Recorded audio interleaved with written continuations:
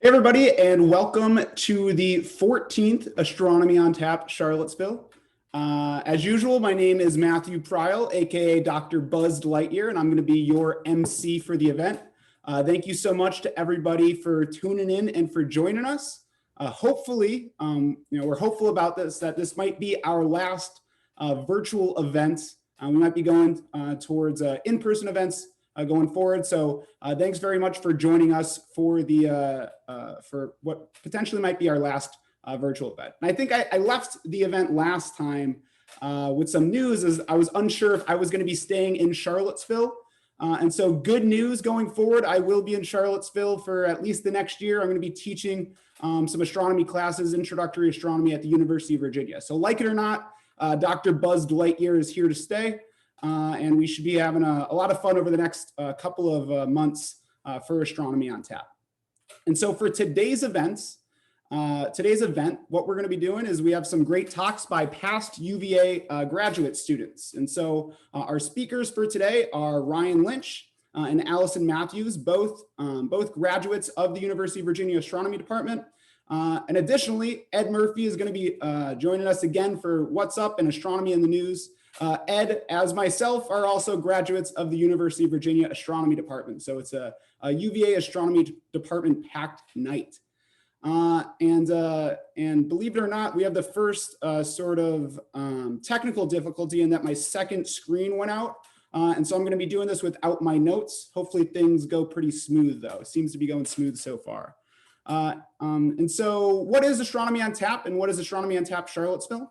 Well, Astronomy on Tap is sort of a worldwide initiative that's been going on for at least the past 5 years or so, where people have been hosting events at local bars all around the world. And people are able to open up satellites to bring astronomy to the community in fun and really relaxed settings. And graduate students at UVA did this most recently in October of 2018. Trey Wenger, who was the founder of Astronomy on Tap Charlottesville, started in 2018 to bring astronomy to Charlottesville in this sort of fun, relaxed setting. And so we've been hosting at 14 events up to this point, 8 in person, 6 virtual. And you can check out all of the past info we have on recent events at our Facebook page. If Catherine's hopefully linking that in the chat. Although, as I mentioned, I can't see with my other screen. So unfortunately, if you guys are chatting with me right now, I don't have a lot of responses. I'll figure that out in a second, though. Our schedule for today is as follows. And so Ryan Lynch is going to be going first. He's going to be talking about science and discovery in the quiet zone. And that is the radio quiet zone located in Green Bank, West Virginia. And so he's going to be talking all about radio astronomy at the Green Bank Observatory in West Virginia, not very far away from Charlottesville itself. We're going to have some trivia hosted by me, interspersed with some astronomy in the news by Ed Murphy. And then Allison Matthews, who recently got her PhD from UVA just this past summer, is going to be talking to us all about helium and the sort of astronomical significance and earthly significance of helium. And then, as usual, we're going to end it with some prizes and goodbyes. And so these are the 2 talks, both by Ryan Lynch, who's currently a scientist at the Green Bank Observatory, and Allison Matthews, who is a postdoctoral fellow at Carnegie Observatories in Pasadena, California. And so as usual, we are going to be collecting some donations tonight. And the donations for tonight are going to be with the local food hub, which is based in Charlottesville, Virginia. And so the local food hub is an organization that was founded in 2009 to basically work with Virginia farmers to increase access in Virginia communities, such as Charlottesville, to local food sources. And so they do many things, including meeting the needs of independent minority farmers, providing technical assistance to those farmers, providing financial support, training in areas of food safety, product packaging, crop specifications. During COVID, they've actually have provided a way for people to do a sort of drive-in grocery, get groceries via a drive-in feature. And so you can learn a lot of information about the local food hub at localfoodhub.org. And then you can also donate, hopefully, as much as you're willing to be able to do at the link provided here. And so they've been doing a lot of great things, not just for the Charlottesville community, but elsewhere in Virginia as well. All right, and so as a reminder, I always forget to do this, and I always say that I always forget to do this, so maybe I don't always forget to do it anymore. But oftentimes I forget to remind people about the Q&A feature for our talks. And so there's a Q&A feature at the end of, or at the bottom of the Zoom webinar. And so you can use that Q&A feature to ask the panelists any questions that might come up, including myself or Ed when Ed's doing his presentation as well. And so if you go ahead and just click on that Q&A feature, if any questions pop up during either Ryan or Allison's talk, we'll make sure to answer those either during the talk or at the end when we do our normal Q&A session. And so that's how you can ask questions to us, but we also like to get things rolling by asking some questions for the audience, for the 40 some odd people that are tuning in today. And so I'm curious, as usual, where you are watching from. So we've included some highlights from past events of where people are typically watching from. And so Catherine can hopefully go ahead and make that poll live to let us know where you guys are tuning in from today. So I'm going to try to fix my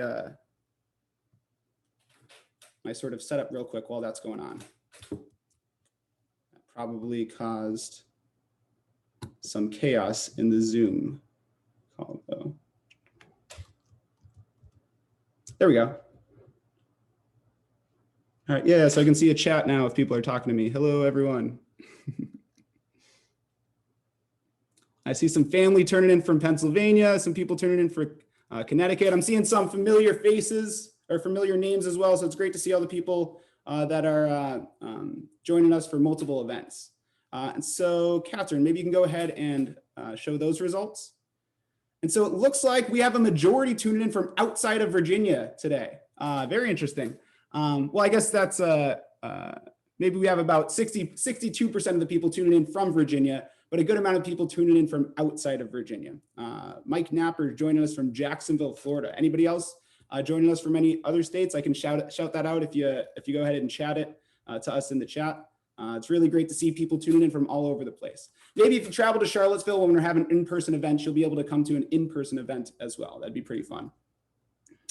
All right, and what are you guys drinking tonight? It is Astronomy on Tap after all.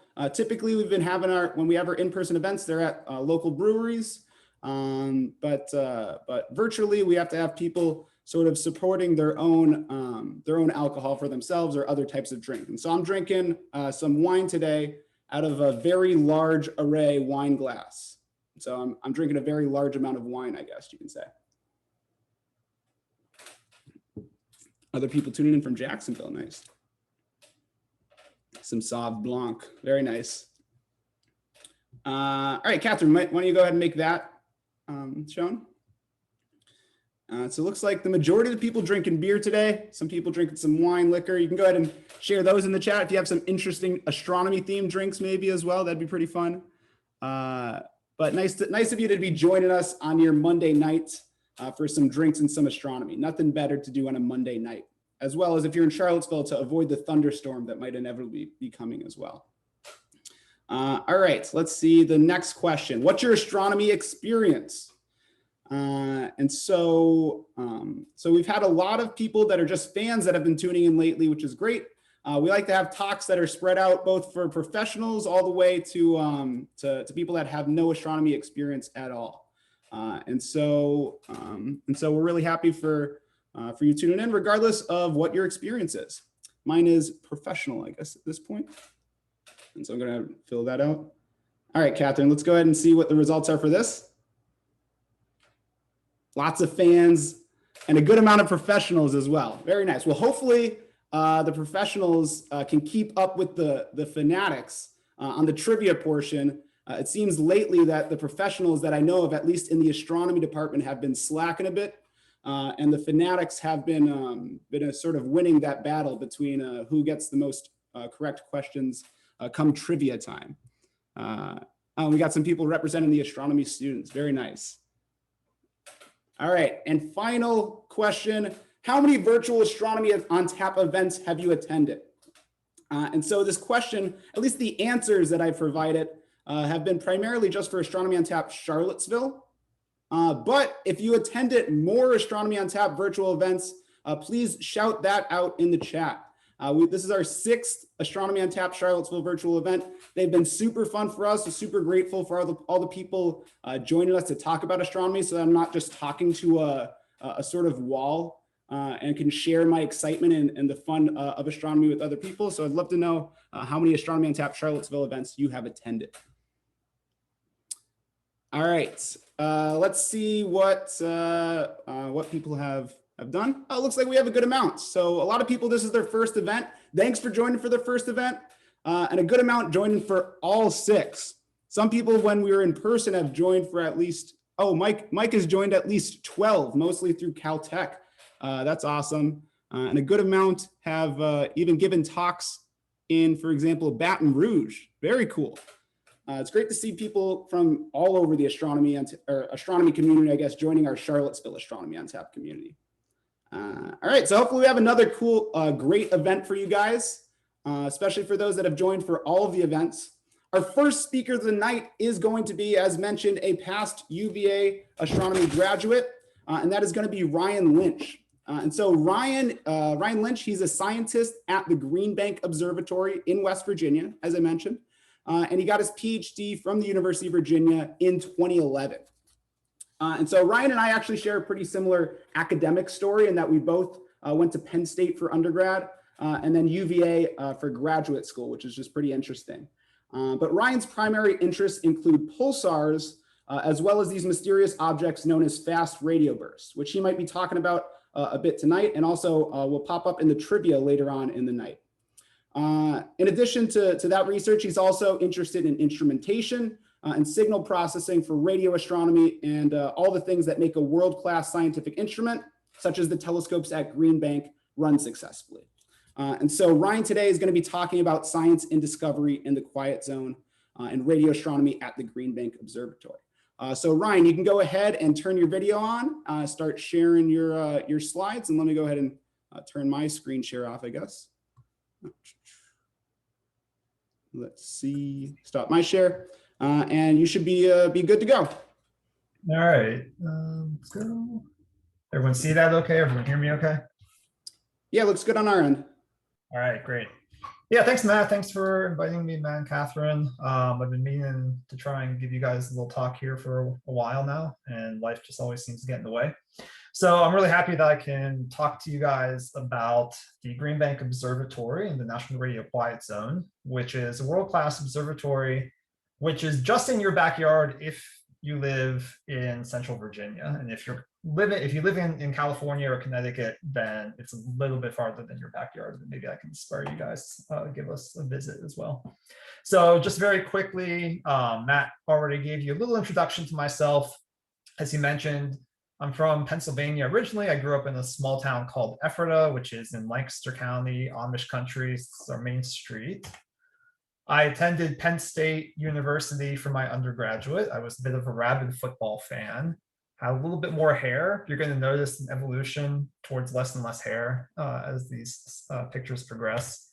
I also did attend classes though. And so this is my research advisor, Jane Charlton, when I was an undergraduate. And then, like Matt said, I went to UVA for grad school. This is my PhD advisor, Scott Ransom, who I think I actually saw on the chat when I graduated back in 2011. I think that's what Matt said. That sounds about right to me. After that, I did what's known as a postdoctoral fellowship at McGill University up in Montreal. So this is a picture from an outreach event that we did at a local elementary school. It was actually inspired by a program I was involved with called Dark Skies, Bright Kids when I was in grad school over at UVA. And so we had the kids draw constellations. One of them, I think, drew a pig or something like that, and they thought it looked like me. So hence I'm posing for the audience. And then after my postdoctoral fellowship, I started in 2015 as a scientist in the Green Bank Observatory. This is actually a picture of the Green Bank telescope that I took on one of my very first trips to Green Bank. But I actually live over in Stanton, just on the other side of Afton Mountain, not too far from Charlottesville. My wife actually works at UVA in the environmental health and safety department. So Stanton is about as close to an in-between point as you can get. And this is us. We had a baby boy back in March, so he's just a little over 5 months old. So there we are, actually on his first camping trip out near Green Bank. Okay, enough about me. So I'm not going to do a poll or anything like that, but I just want you guys to kind of vision in your mind for me the first thing that you think of when you hear the word telescope. And I'll just give everyone maybe like 10, 15 seconds to come up with an image in their mind. So depending upon the level of experience you have in astronomy or the number of Astronomy on Tap events you have attended, I think this kind of a group probably is pretty familiar with a telescope. But when most people think of a telescope, they think of something that probably looks like this. This is a good backyard telescope, a very good backyard telescope that you can use to see a number of deep sky objects. You may have seen telescope like this. This is the McCormick telescope at UVA with, I think, Ed Murphy there posing with the telescope. So I spent plenty of time as a graduate student at this observatory doing open houses. You might also think of telescopes like this. So these are modern research grade telescopes. These are the Keck telescopes on Mauna Kea in Hawaii. So there are a pair of them. And all three telescopes I've shown so far are optical telescopes. They collect light that we can see with our eyes, just a lot more of it, so that we can see fainter objects and with more detail.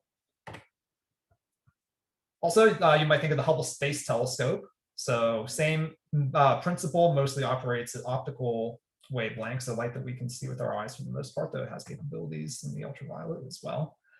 In space to get above the atmosphere to get a sharper image. And since this is an Astronomy on Tap event for Charlottesville, where the headquarters of the National Radio Astronomy Observatory are, you may also think of telescopes that look like this. So these are radio telescopes. This is the Very Large Array out in New Mexico. They don't look like optical telescopes necessarily, but they have operated on the same basic principle. And that is because all of these telescopes collect light in one form or another. So when I hear the word light, I don't necessarily just think of the visible light that we see with our eyes. I think of the whole electromagnetic spectrum, from gamma radiation to X-rays to ultraviolet to that narrow sliver that we can actually see with our eyes that we typically call visible light, but also then to infrared, microwaves, and radio waves. And what really characterizes these different forms of light is just the energy of light itself. And we can characterize that in different ways. We can talk about the wavelength if we're thinking about light as an electromagnetic wave, or the energy of a photon if we're thinking about it as a particle. But it's all the same basic phenomenon. Now, if you go outside in your backyard, if you're living in Charlottesville or someplace like that, will you see an image like this? Or will you see a sky like this? And the answer is probably not, unless you live pretty far out in the country. More than likely, you're going to see something that looks more like the image on the right. So what is the difference here? And the difference is light pollution. It's optical light pollution. So all of the street lights, all of the lights from houses, from offices, from cars, they all serve to brighten what would otherwise be a dark night sky. And that means that you can't see faint objects like the band of the Milky Way galaxy very easily, or faint stars, or even fainter deep sky objects that are invisible to the naked eye, but that you can see with the telescope. And so for this reason, optical telescopes are usually located far away from where cities and where people are, where light is. Well, the same principle applies in radio wavelengths as well. If we want to do radio astronomy, looking at the universe with radio light instead of optical light, we need to go to a place where there isn't very much radio light pollution, or what we more typically call in radio astronomy, radio frequency interference. So where does radio frequency interference come from? We understand where optical light pollution comes from. Well, basically, it comes from most of the technology that we depend on for modern conveniences. So Cell phones communicate, whether they're using voice or Wi-Fi or data networks, using radio waves. The Wi-Fi in your house is producing radio waves. That's how it is sending information. This is a modern picture of a car radio. I did include a little bit more retro one with just an AM and FM dial. But if you are one of those people who still listen to AM, FM radio in your car, that is obviously using radio. But there's lots of other things that we don't necessarily think of as being like communication equipment that uses radio as well. So just computer microchips will produce radio frequency interference. This is a GPS satellite. So the GPS that we use to navigate with our phone when we're driving or when we're using Google Maps, that also communicates with at radio wavelengths. This is something that's new that we're seeing, which is car radars. So airport radars that we would use for air traffic control emit radio wavelengths, and increasingly collision avoidance systems in cars use radar as well. Something as seemingly innocuous as a spark plug in a gas-powered vehicle will produce radio waves. And then, of course, something like the microwave in your kitchen will produce radio waves. So what I hope, oops, sorry about that. So what I hope you guys take away from this is that radio waves are not sound, they're a form of light, and they're useful for sending and receiving information. And that's really, really great for our modern world, but it's really, really inconvenient for radio astronomers. Sorry about that. I apologize. Someone is trying to contact me.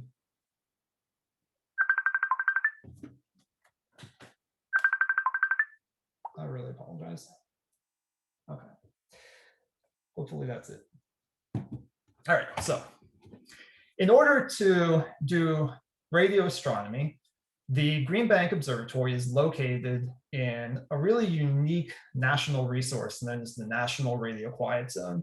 So this is a 13,000 square mile area, mostly in West Virginia and the western portion of Virginia, where radio interference is limited. It's not gone completely. This is not the radio silent zone. This is the radio quiet zone, subtle difference.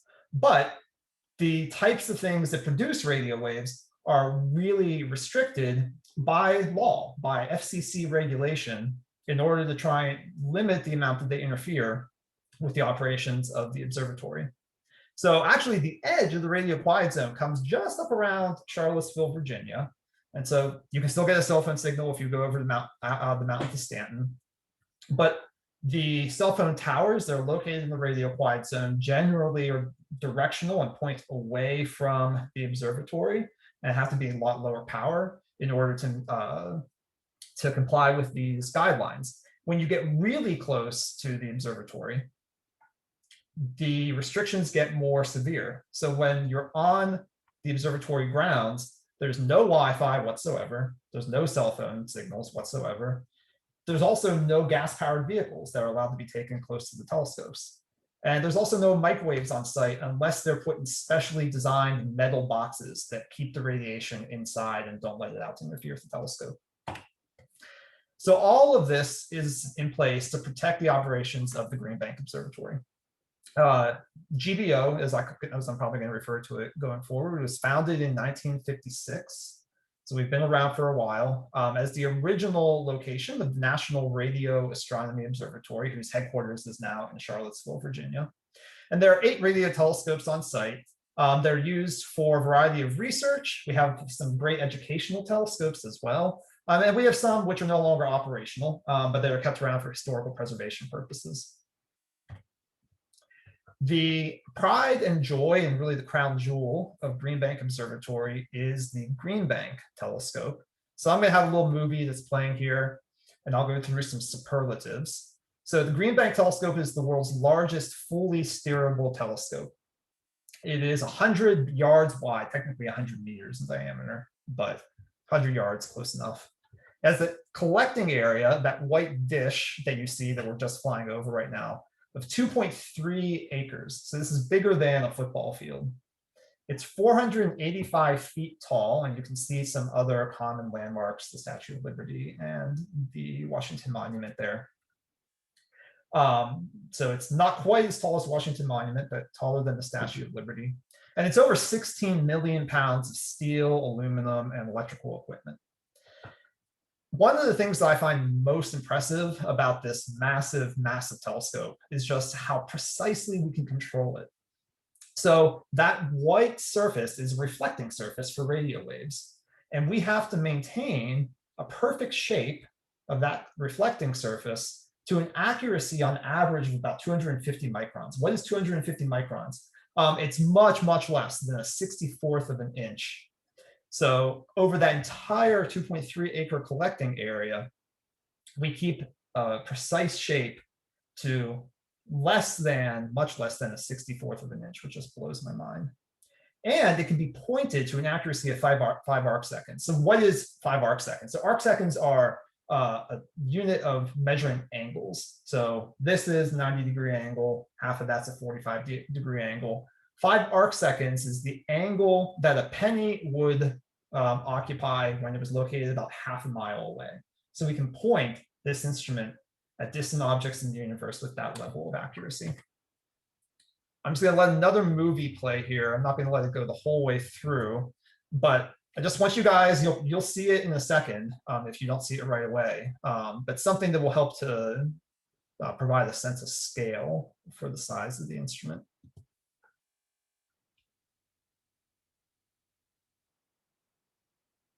And so hopefully you guys can now see the person who is there climbing around on the structure. So this was taken during a summer maintenance period. So the reason we can use a drone to take this footage is that the telescope's not actually operating, so we're not interfering with its capabilities.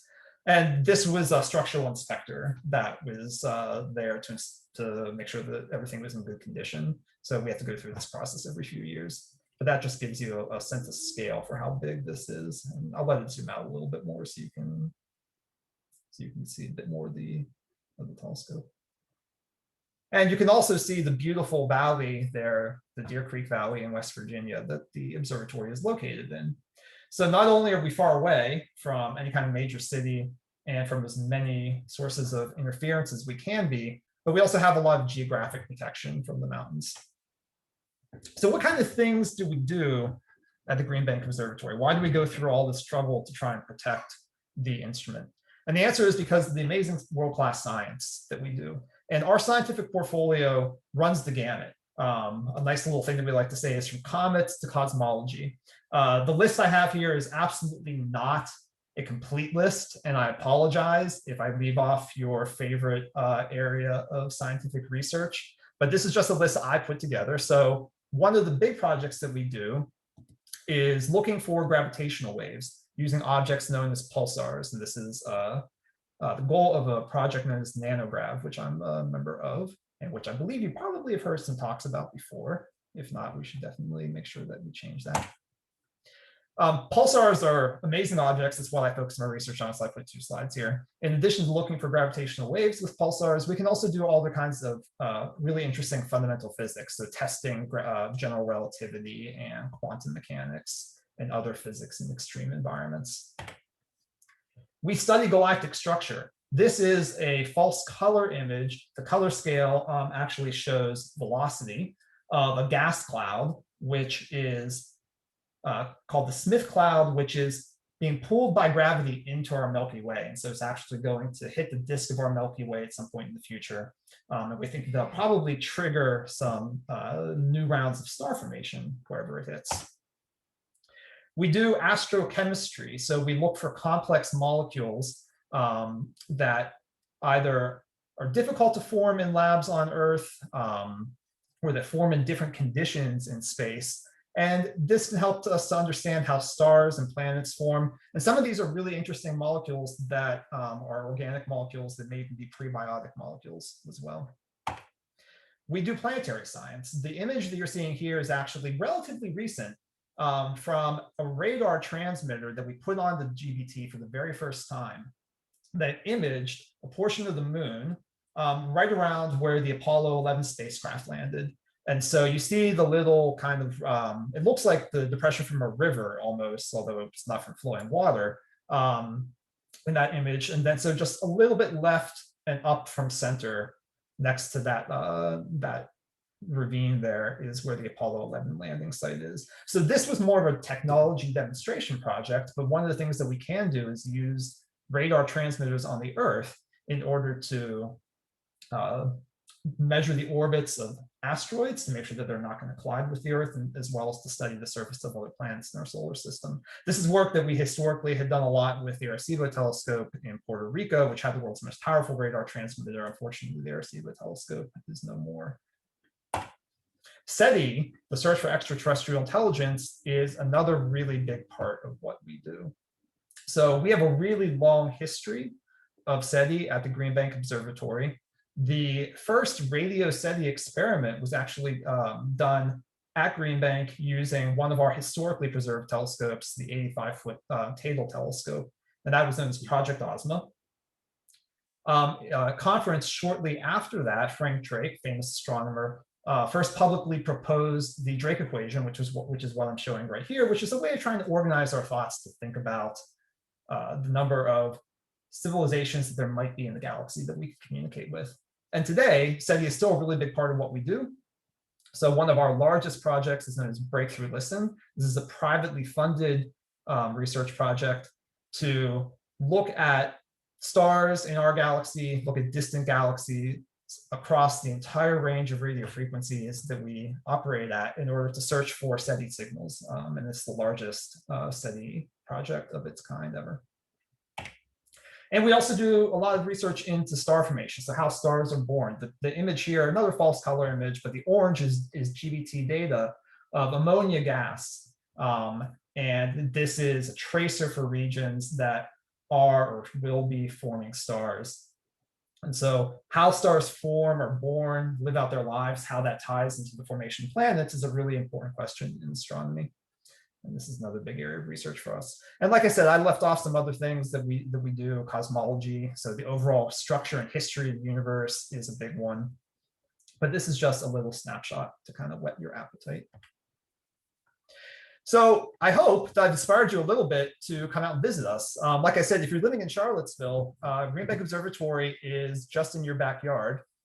You can tell that I was logged into my Google account when I made this little map because it says work as opposed to Green Bank Observatory. But it's just a little over 2.5 hours, depending on how fast you drive. I think my record is 2 hours and 15 minutes, probably 2 hours and 45 minutes is a little bit more common. Of course, and encouraging everyone to follow all the posted speed limits, especially when you go through Monterey. You'll tend to find a lot of state police there. But it's great for a day trip.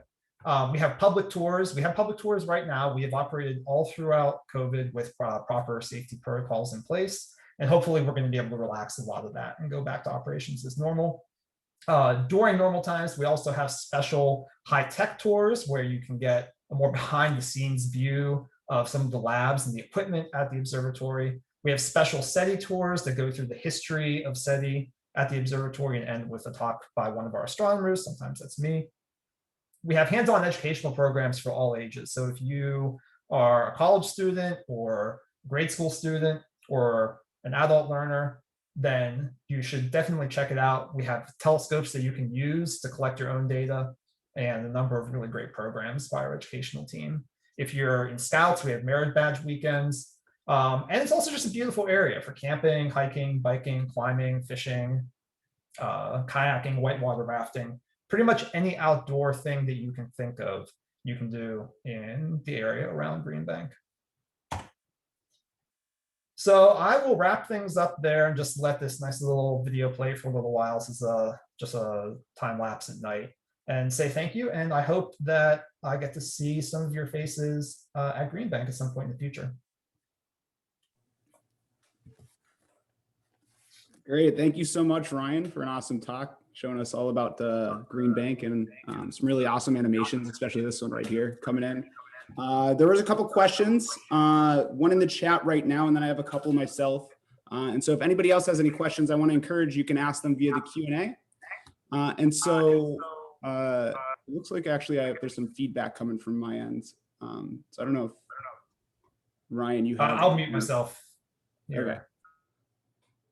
Okay. So question to Ryan then is there any results on your gravitational wave observations? And how many millisecond pulsars are you monitoring? You might want to describe what millisecond pulsars are to some of the other viewers that might. Yeah, so millisecond pulsars are the remains of stars that were more massive than our sun is, so bigger stars than our sun. They go through their lives more quickly, and they end their lives in a supernova explosion. But the explosion doesn't completely destroy the star. It leaves behind a very dense core, which is composed mostly of neutrons, not completely, but mostly of neutrons. So it's called a neutron star. And it is more massive than our sun, but about the size of a city. So the equivalent density is like taking all the people on Earth and squeezing us into the size of a sugar cube. So that's the density of the matter. So it's a really extreme environment. There are classes of pulsars that spin very rapidly called millisecond pulsars. So they spin hundreds of times per second. So imagine you have this city size, super dense ball of neutrons, which is spinning hundreds of times a second. And they're highly magnetized. So they have some of the strongest magnetic fields known in nature. And they beam radio waves from their magnetic poles, kind of like a lighthouse. So if you put all this together, it's like having an interstellar lighthouse that beams radio waves at you. When you see that, you see a little pulse of radio waves, hence the name pulsars. And millisecond pulsars spin with rotational periods of a few milliseconds, hence the name. So they're also really, really good clocks. They're super, super stable. People say that you can set your watch by how often or the time at which Old Faithful, the geyser in Yellowstone, goes off. Well, you can just about set an atomic clock by a pulsar. And so we can use them to do really, really precise physical tests by looking for tiny deviations in when those pulses arrive at Earth, and comparing them to our predictions. And if we see a difference between the prediction and the actual arrival time, we know that there's something going on, and we can model that and study that. And so one of the things that we're looking for is the very subtle effect of gravitational waves. So a slight change in the distance between Earth and the pulsars caused by ripples in space-time. So these have been directly detected by the LIGO experiment. We're looking for gravitational waves from the most massive black holes in the universe using pulsars. We are monitoring, so I should actually know this number off the top of my head, but we just switched a bunch of pulsars from Green Bank to Arecibo. And so I'm not sure the exact number, but it's about 75 or so pulsars as part of this project. And do we have any results yet? So we have some tantalizing hints of some sort of a common signal in our data, but we can't yet say that it's actually a gravitational wave because we don't have that smoking gun evidence, which would be a particular pattern that we see when we compare pulsars in different parts of the sky. So we're seeing something interesting. Is it gravitational waves or is it something else? We can't quite say the answer to that yet, but we're hoping that we will be able to hopefully answer that question within the next few years here, if not sooner. Very cool. Well, so we got a couple other questions from the Q&A, and I think we have some time to answer those as well. And so Stephen Schreier asked, can Green Bank observe the galactic center? Yes. So the galactic center does get above the horizon in Green Bank for, I think, about 8 hours at a time. I think that's right, somewhere in that range. So, and we do a lot of observations of that region because it's a really rich region where there's a lot going on, and there's a lot of science to be done there. So I might add a follow-up question then. Are there particular radio telescopes that you would be more like Green Bank is more sort of better to be able to observe the galactic center for certain reasons compared to, for example, the VLA we've had or ALMA we've had a discussion about, right? So you're able to get a lot of really intense arc-second detail for ALMA, but can Green Bank do something necessarily better than ALMA can in that regard? Yeah, so Green Bank observes at different radio frequencies than ALMA. There's a little bit of overlap at the low frequency end of ALMA and the high frequency end of Green Bank. But in general, we observe at lower radio frequencies than ALMA. So you're seeing different types of astrophysical objects that are actually producing the radiation. or sometimes the same object, but with different mechanisms. And so you can learn different things about the physical environment there. And as you mentioned, ALMA is really good at seeing really, really fine detail. And Green Bank is good at seeing kind of like broad overall pictures and structure. The GBT is the largest telescope in terms of total I should be careful how I say it. It's the largest single dish telescope that isn't an array of multiple telescopes that's operating at those kinds of frequencies at the high end, so like 100 gigahertz. So it has some unique capabilities there. And then also, like I say, it can see the entire sky from Green Bank, so it's fully steerable. So we can see the galactic center for a pretty long period of time, whereas some other telescopes, like the Arecibo telescope, couldn't quite see the galactic center. The FAST telescope in China, I think, will just barely be able to get a little bit of the galactic center with some reduced sensitivity. So if you guys have heard of that, this is a very large telescope built in China, but it can't move around to see the entire sky. So that's how some similarities and differences with other instruments. Very cool, thanks. All right, so we got time for 2 more questions, I think. And so Stephen asked a follow-up question, and that's, or just a second question, does the increase in the low Earth orbiting internet satellites affect observations at Green Bank? So maybe you can talk Yes, about that. so the National Radio Quiet Zone gives us some protection specifically against like transmitters that are on the ground in the quiet zone. So there's some regulatory protection. You can't just go up and throw up a cell phone tower next to the observatory. Not allowed to do that. But if you're a satellite, you can transmit and we can pick you up. And there's not really a whole lot that we can do about it other than try and find creative ways to salvage some of the data. So certainly these satellite internet constellations, things like Starlink, it is and it will continue to be an increasing problem for radio astronomy, because it's just those frequencies where if they're sending and receiving information, it's going to be very, very difficult to do any kind of radio astronomy. So if the source that you're looking at happens to send a signal out at those radio frequencies, it's going to be tough to do your science. All right, and then final question. Melissa asks, what's the new news in aliens? And so maybe you can talk a bit about maybe some SETI stuff that's been done at Green Bank, or if you want to dive into a full-on conversation about aliens, you're welcome to dive into that as well.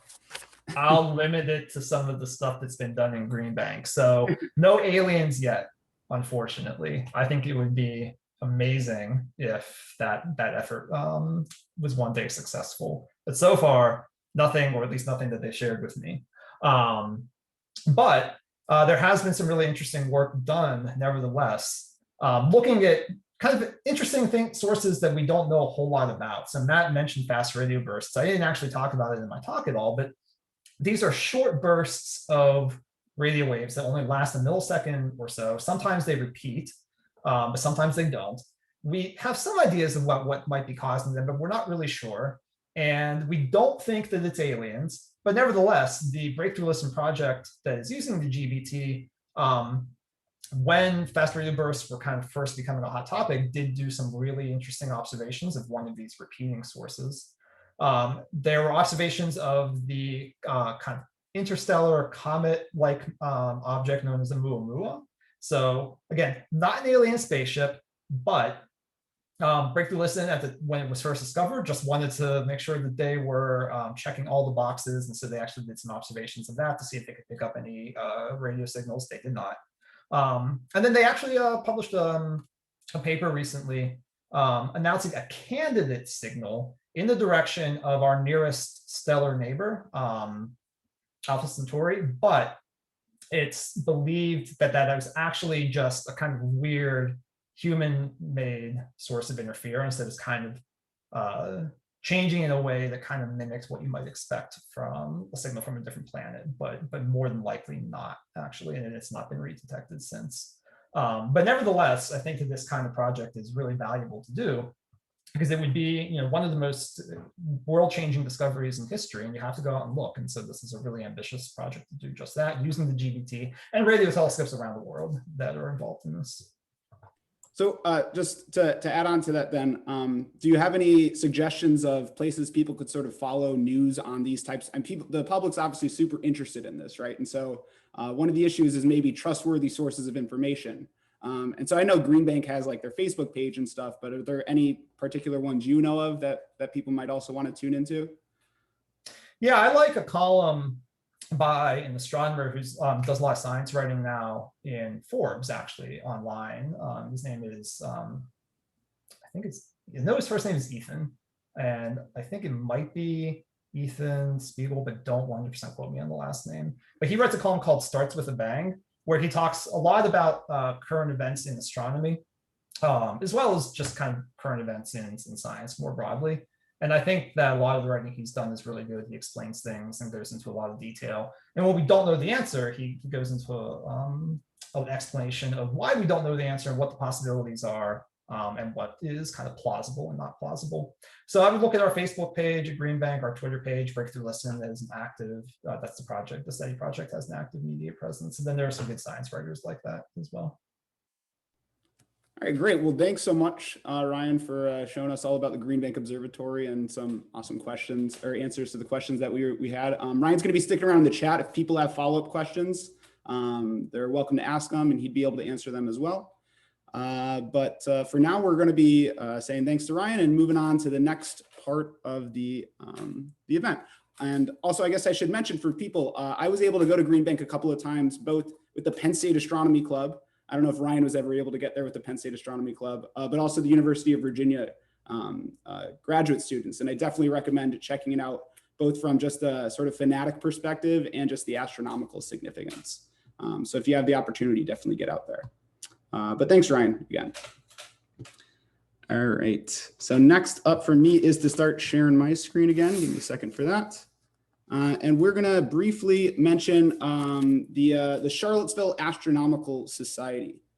So for those that are in the Charlottesville area, the Charlottesville Astronomical Society exists as a way to sort of promote the enjoyment of astronomy, observing the stars and the planets by those of any ages or experience levels.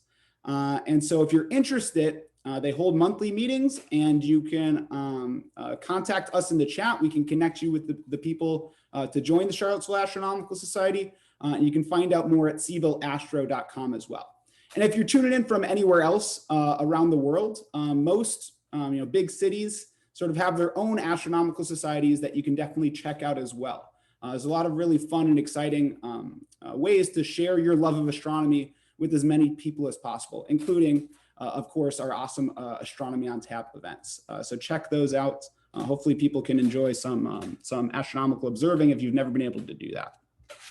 Now, next thing we're gonna be doing is going to trivia, one of my favorite parts of the night.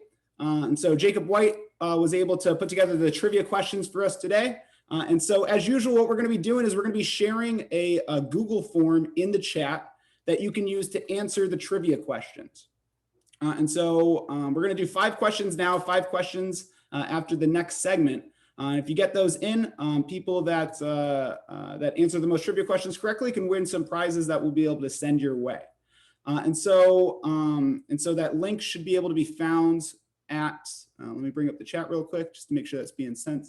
There we go. Yeah, so that was shared in the chat right now at this bit.ly link as well. And so our first trivia question for the night is, let's start with a riddle. I have a mass, but no size. I can bend light, but not emit it. And I can have a charge and a spin. What am I? Am I a proton, the elementary particle proton, or the combination of elementary particles? Am I a black hole? Am I a protoplanetary disk? That's a disk around a star that might form some planets. Am I a neutron star, or am I dark matter? Trivia question number 2. The largest comet, Bernardinelli Bernstein, was recently discovered in the outer solar system. Which of the following is not a major part of a comet? Is it iron? Is it carbon monoxide? Is it carbon dioxide, the air that we breathe out? Is it ammonia, or is it water ice? And I've had some feedback to give some more time, so I'll give you guys some time to potentially think about that for a second. before you submit your answer. And so there's likely not, unlike the cleaning material, there's likely no bleach or anything like that in comments. Not directly, at the very least. Fast radio bursts, which we didn't have time to talk about as much during Ryan's talk, are a relatively new phenomenon in astronomy. While we still don't know exactly what they are, maybe they're aliens, what was the confirmed source of some of the first FRB detections? Is it FM radio transmissions bouncing off the moon? SpaceX's satellite mega constellations? Small scale solar flares? Dark matter particles entering the upper atmosphere? Sounds spooky. Or a microwave oven in the observatory break room?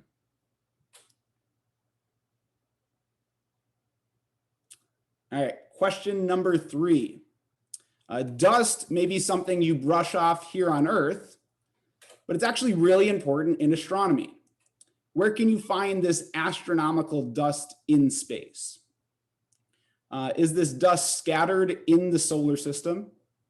Is it in the interstellar medium? Interstellar in this case just means between the stars.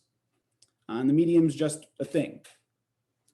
In a circumstellar disk, in the intergalactic medium, or the medium between the galaxies, or is it all of the above?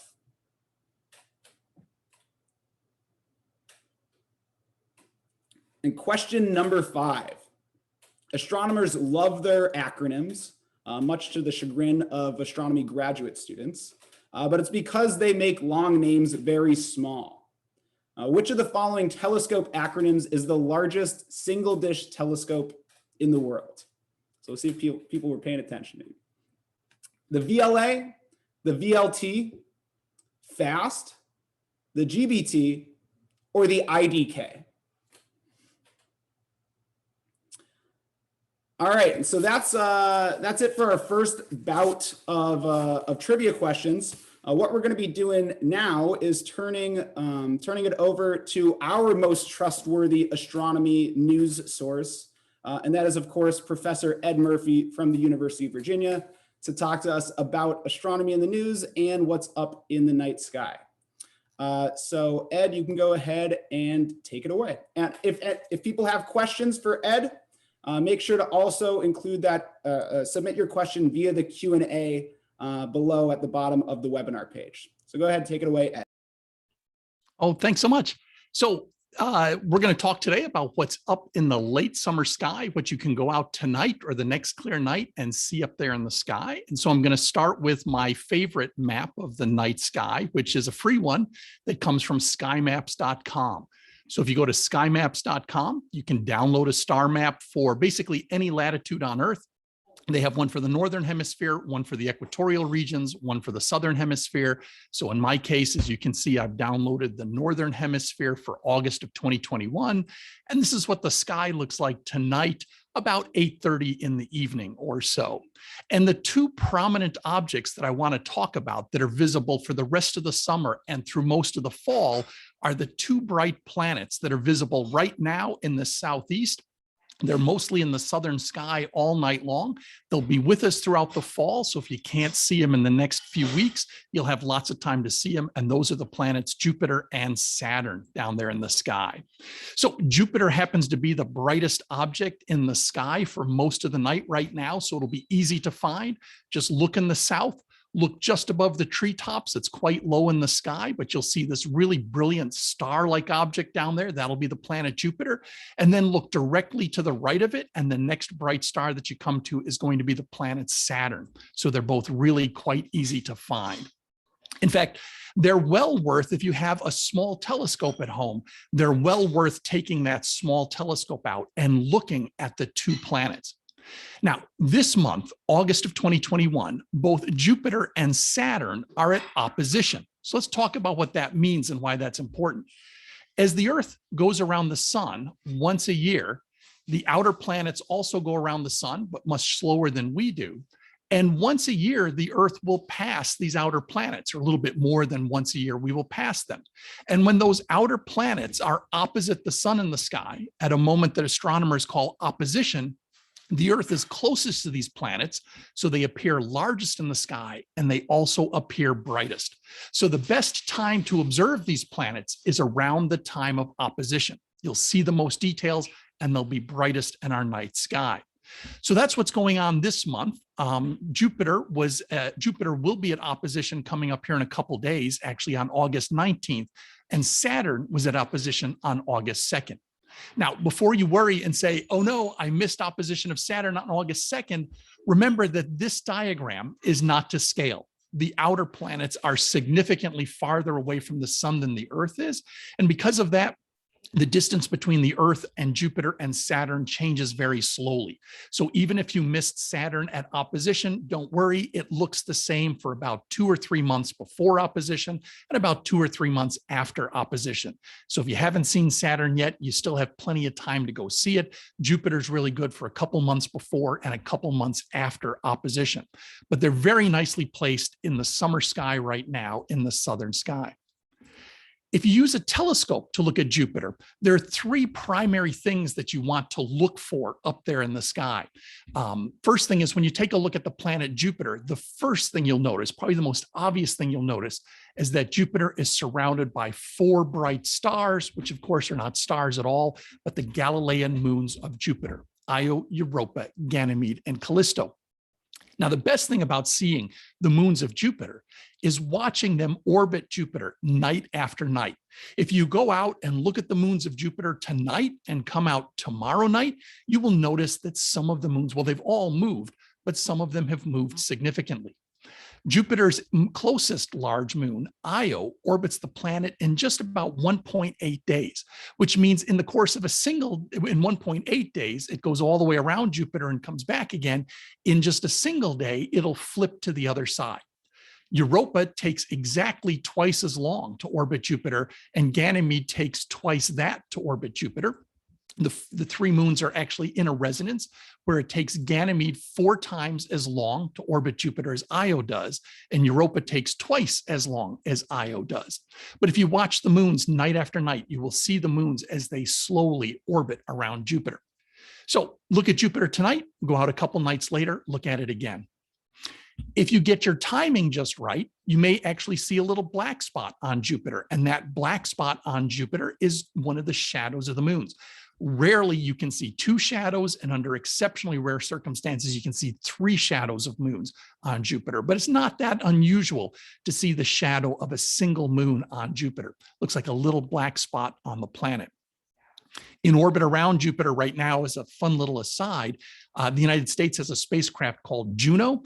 Juno is studying Jupiter and its interior. We'll hear more about that here in a minute. But I did want to show one of my favorite pictures that Juno has taken. It's a little camera on board called the Juno Cam. And this is a picture of the shadow of Io cast down on the upper atmosphere of Jupiter. So look for the moons, look for the shadows of the moons occasionally on the surface of Jupiter. The second thing you want to look for when you're looking at Jupiter through even a small telescope is to look for the belts and the zones on Jupiter. Now, the belts and the zones look like stripes on the planet, and you're actually looking at weather patterns in the upper atmosphere of Jupiter. The belts are the darker colored regions. I won't bother going through all the names here because there's a large number of names. And the zones are the bright colored regions that are in between the darker colored belts. So there are the belts and the zones. Now, the difference between these two is that the rising air on Jupiter, these lighter colored zones, as they're called right here, this is where atmosphere is rising on Jupiter. As that atmosphere rises up, ammonia condenses and it forms clouds, and it can even form ammonia snow, but they're lighter in color. And so we see these bright colored zones. As that material rises up, it then moves to the side, and as it falls back down into Jupiter, it evaporates, and we get to see deeper down inside of Jupiter's atmosphere to the underlying reddish brown clouds of ammonium hydrosulfide that are down there. So the second thing to look for on Jupiter are these stripes. And then the last thing to look for on Jupiter is the Great Red Spot. Now, the Great Red Spot is visible in the southern belt down here, the South Equatorial Belt. Keep in mind, though, that a lot of times your telescope will flip the image upside down. So it may be that the southern belt is actually the one that appears on top. You'll have to practice with your telescope to learn whether your telescope actually flips it upside down. But if you see it right side up in the southern belt, you will often see the Great Red Spot. The Great Red Spot is often referred to as a storm on Jupiter, a high pressure system that's about 2 to 2.5 times the size of our whole planet. It's been visible on Jupiter for about 400 years now. We don't know whether it's a permanent feature on Jupiter, but it certainly has been around for hundreds of years. And over time, the Great Red Spot changes both in color and contrast. So sometimes it's red, sometimes it's orange, sometimes it's brown. It's even taken on light tan colors in my lifetime. Sometimes it's really obvious, and sometimes it's a little harder to see. So year by year, looking at the Great Red Spot, you can see it changing on Jupiter. When it comes to Saturn, the most obvious thing that you will see on Saturn, of course, are the beautiful rings of Saturn. But before I talk more about the rings, let me remind you that you can also see some of the moons of Saturn. Through a small telescope, actually even through a pair of binoculars, you can often make out Saturn's largest moon, Titan, which is the second largest moon in the solar system after Jupiter's moon Ganymede, which is the largest. But you can see Titan takes 16 days to go around Saturn once. With a bigger telescope, you can see some of the smaller moons of Saturn. On a public night up at McCormick Observatory with the 26-inch refractor, we've seen as many as 6 moons of Saturn. In addition to the moons, obviously, there are the rings of Saturn. Now, the rings of Saturn change their aspect as Saturn goes around the sun. Saturn is tilted with respect to the sun, and sometimes we see the rings edge on, and sometimes we see them wide open like this.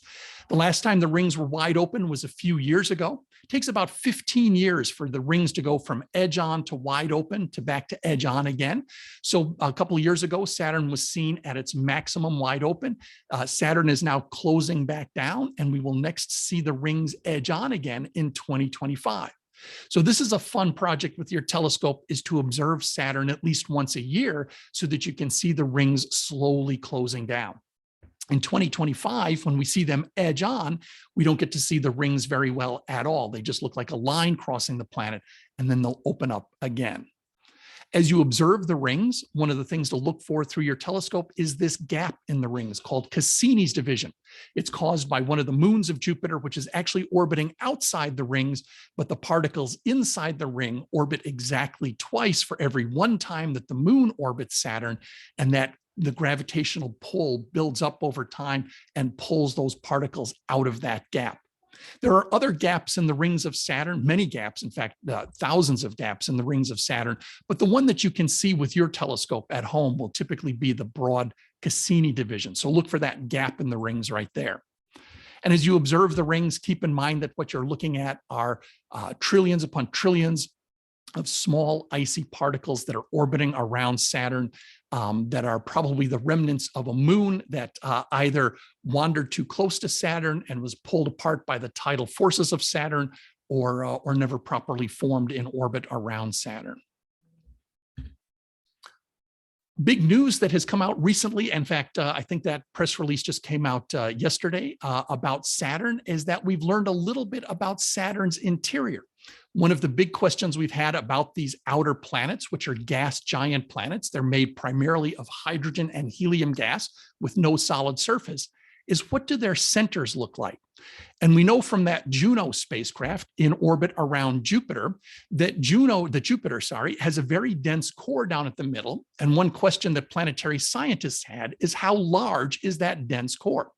This dense core is made of rocky, icy material. In the early solar system, these rocks and ice would collide with one another, they would clump together, and they formed the core of what would become the planet Jupiter. When the mass of that core was sufficiently large enough, the gravitational pull was strong enough to pull in lots of hydrogen and helium gas. And now the mass of Jupiter and Saturn is dominated by the hydrogen and helium gas that makes up most of the planet, but it started with this dense core. So you might think that down at the center of Jupiter, there's a big ball of rock and ice. But there's a couple problems with that. First of all, as you go deeper and deeper inside of Jupiter, it gets hotter and hotter and hotter. Down at the core of Jupiter, the temperature is estimated to be somewhere between about 25 and 30,000 Celsius. That's about 4 to 5 times hotter than the surface of the sun. So it's not hotter than the center of the sun, but it is hotter than the surface of the sun. So deep down inside of Jupiter, the temperatures down here are tremendously high. Now, from the Juno spacecraft orbiting around Jupiter, we've also can measure precisely how Juno orbits Jupiter. And its orbital motions can tell us how the matter is distributed inside of Jupiter. And something that we learned more than a year ago from the Juno spacecraft is that the core inside of Jupiter is actually quite dilute. It's much bigger than astronomers and planetary scientists expected. It's about half the radius of Jupiter or so, much bigger than people thought. The news that just came out is that the core of Saturn is similar. By analyzing data taken by the Cassini spacecraft in its final orbits around Saturn as it was orbiting between Saturn and the rings, and looking at ripples in the rings of Saturn that tell us how those particles orbit around Saturn, we've learned that Saturn also has a diffuse core like Jupiter. One of the hypotheses that's been put forth is that these planets gained these large cores through collisions with giant protoplanetary objects early in the solar system. They started with this dense core, but after the collision with this giant protoplanetary object, that direct head-on collision stirred up the core, diffused the core outwards, and that's one of the reasons that these two gas giants might have these diffuse cores. Now, the other thing I want to talk about that's visible in the summer sky, particularly this time of the year, is the beautiful Milky Way galaxy arching high overhead. It's something that I get asked about all the time. Why does the Milky Way look the way it is, and why can't I see it? And Ryan showed us a beautiful picture a few minutes ago of light pollution and the issues around light pollution, that to see the Milky Way, you really have to get away from city lights. I'll show you a picture of that here in a second. But this time of the year, the Milky Way is, especially for those of us at mid-northern latitudes, which I think is pretty much everyone on Astronomy on Tap tonight, the Milky Way is arching high overhead this time of the year. And it's the perfect time of the year to take a drive out to a dark sky site away from city lights and appreciate the beauty of being able to see the Milky Way. At the same time, you'll see the beautiful summer triangle, the asterism that's made up of 3 bright stars. We've got Vega and Lyra the Harp, Deneb and Cygnus the Swan, and Altair and Aquila the Eagle. Now, I won't be telling you their stories tonight because we don't have time, but you can use that summer triangle, those 3 bright stars, to find the Milky Way cuts right through the middle of the summer triangle and then down into the southern sky where we have Sagittarius and Scorpius down here. Now, this is an image of the Milky Way that was taken on Mount Graham Observatory, which is in eastern Arizona. The University of Virginia is a partner with the University of Arizona and a number of other universities in operating a giant telescope on Mount Graham called the Large Binocular Telescope. But Mount Graham is one of the darkest sites in the continental United States. And this is an exposure showing you the Milky Way cutting across the sky. And I love this photograph because it almost matches our map for this time of the year. In fact, it was taken almost exactly at this time of the year. So you can see the Milky Way arching overhead. Around the horizon out there, you can see some trees along the northeastern horizon. That's what these shadows are, some antennas that you can see right there. And these 2 ugly orange glows right there, that's the city lights from Phoenix, Arizona, and the city lights from Tucson, Arizona. So even on one of the darkest sites left in the continental United States, you can still see the light pollution from major metropolitan areas that are many hours drive away. But my students often ask me, why does the Milky Way look like this? Why does it look like a band of light cutting across the sky? So let's talk about why it looks like that. If we could get outside the galaxy, and we can't because it is much too big. We've never traveled outside our solar system, let alone to the nearest star, let alone to getting outside the Milky Way galaxy. But if we could get outside the Milky Way, it would look like this spiral galaxy. This is another spiral galaxy, NGC 6744. This is very much what the Milky Way would look like from the outside.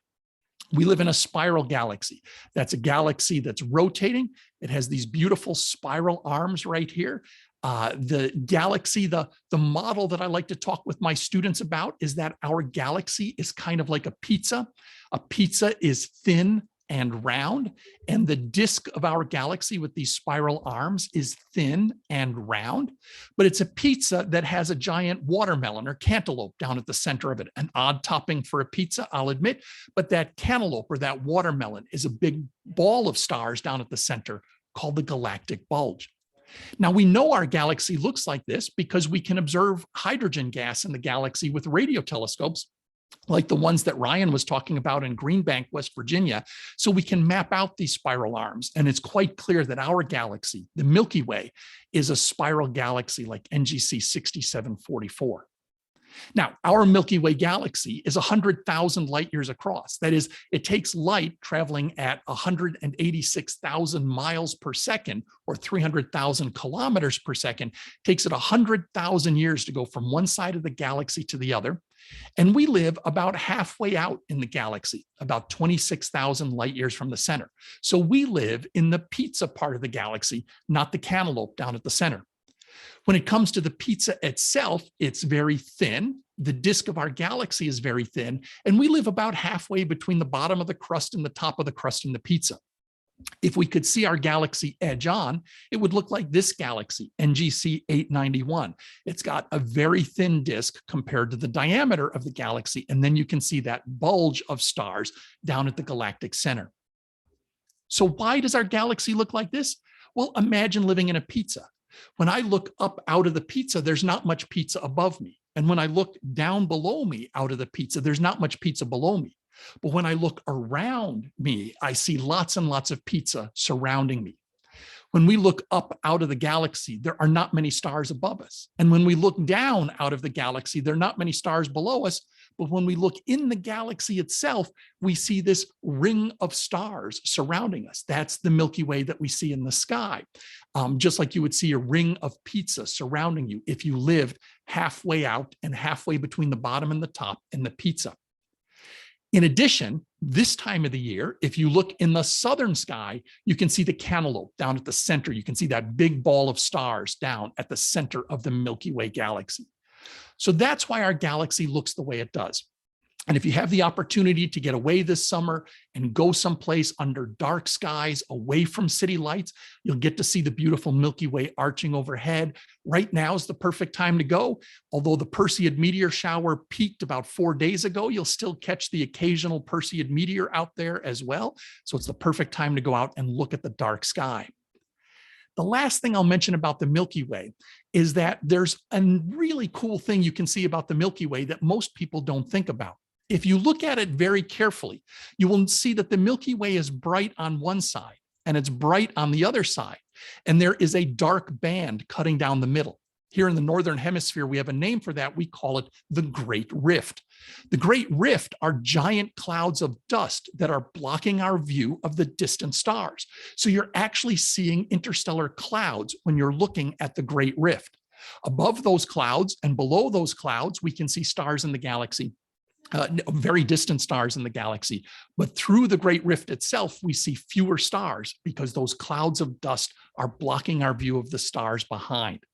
So these clouds are actually located between us and the next spiral arm in from us in the Milky Way. And so they're blocking our view of the spiral arms closer than us. Now, this Great Rift stretches all the way across the Milky Way. This is a picture taken from the Southern Hemisphere.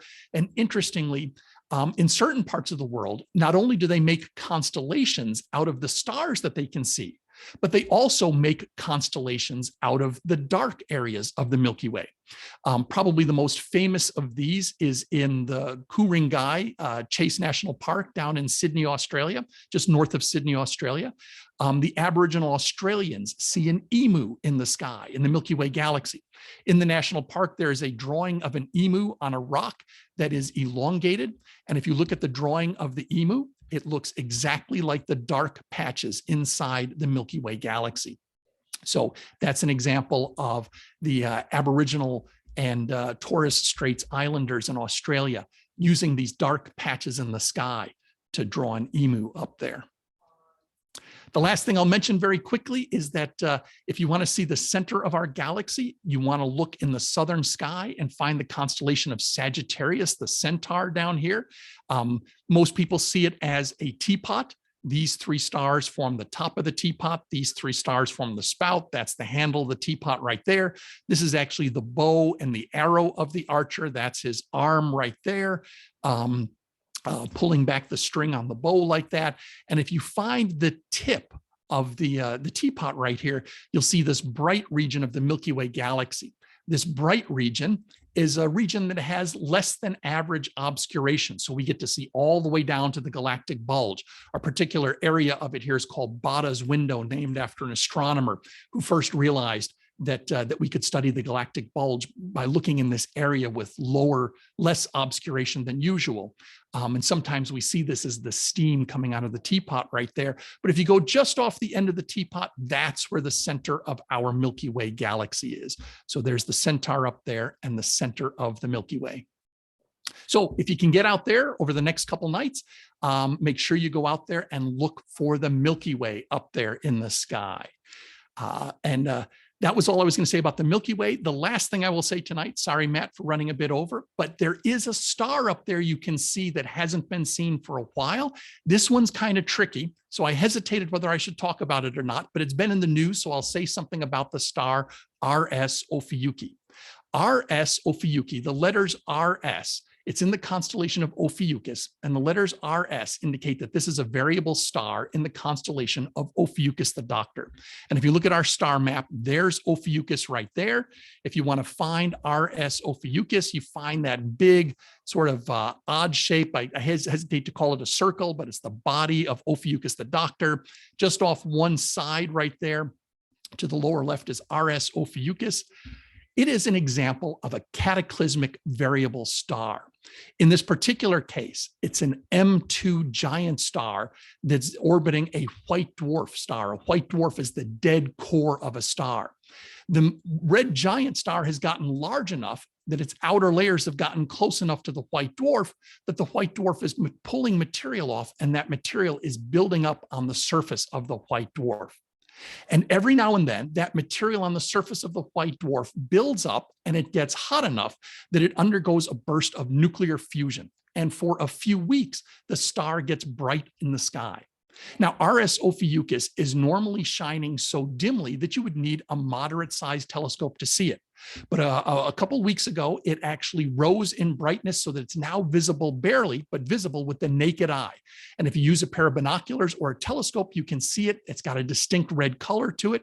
And so if you get the chance, go out and see this cataclysmic variable. It's called a recurring nova, because this particular star, RS Ophiuchi, has now exploded 6 times since the late 1800s. So this is the 6th time we've seen this recurrent explosion on the surface. So that's all I have. I'm happy to take some questions here. I did see some questions come in. So let's talk about those for a second. And anyone else that have questions, you can put them in the question and answer there. Someone asked, how many light years deep is the thickness of the outer galaxy, the pizza edge where our solar system is located?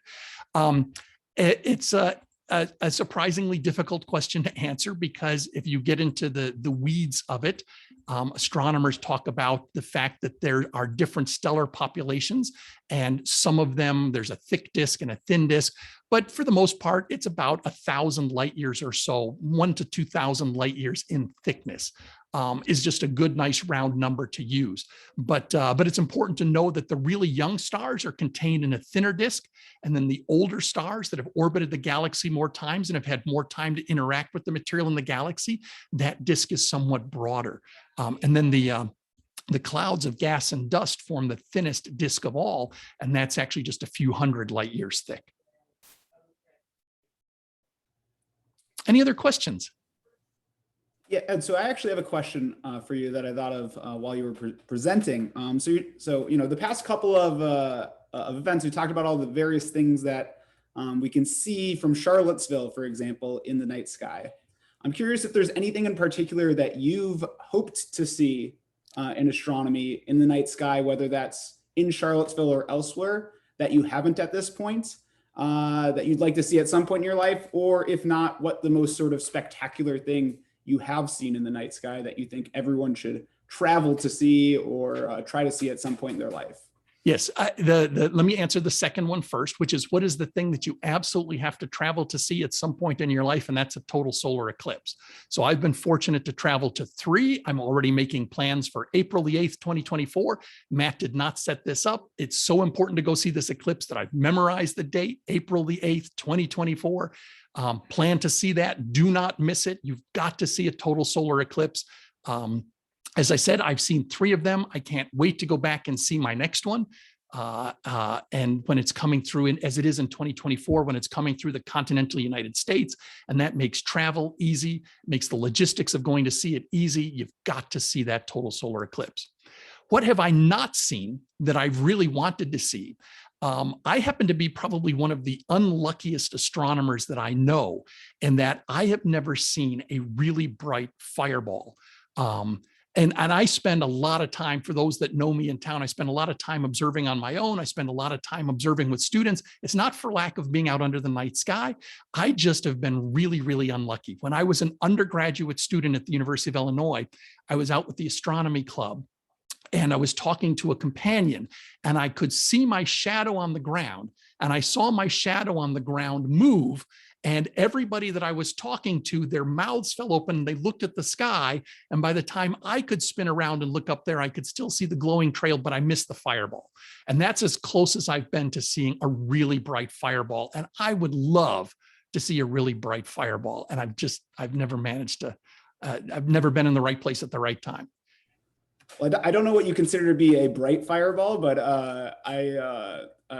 when I was in Acadia National Park, maybe 3 weeks ago, I saw a pretty good sized fireball that streaked across the sky for maybe on the order of 15 to 30 seconds, to the point where I could tell everyone to turn around and look to see that streaking across. But I don't think I've ever seen my shadow from a fireball. Yeah, I want to see one where I can see my shadow, but I want to see it and not just my shadow move across the ground. So. Right. Yeah.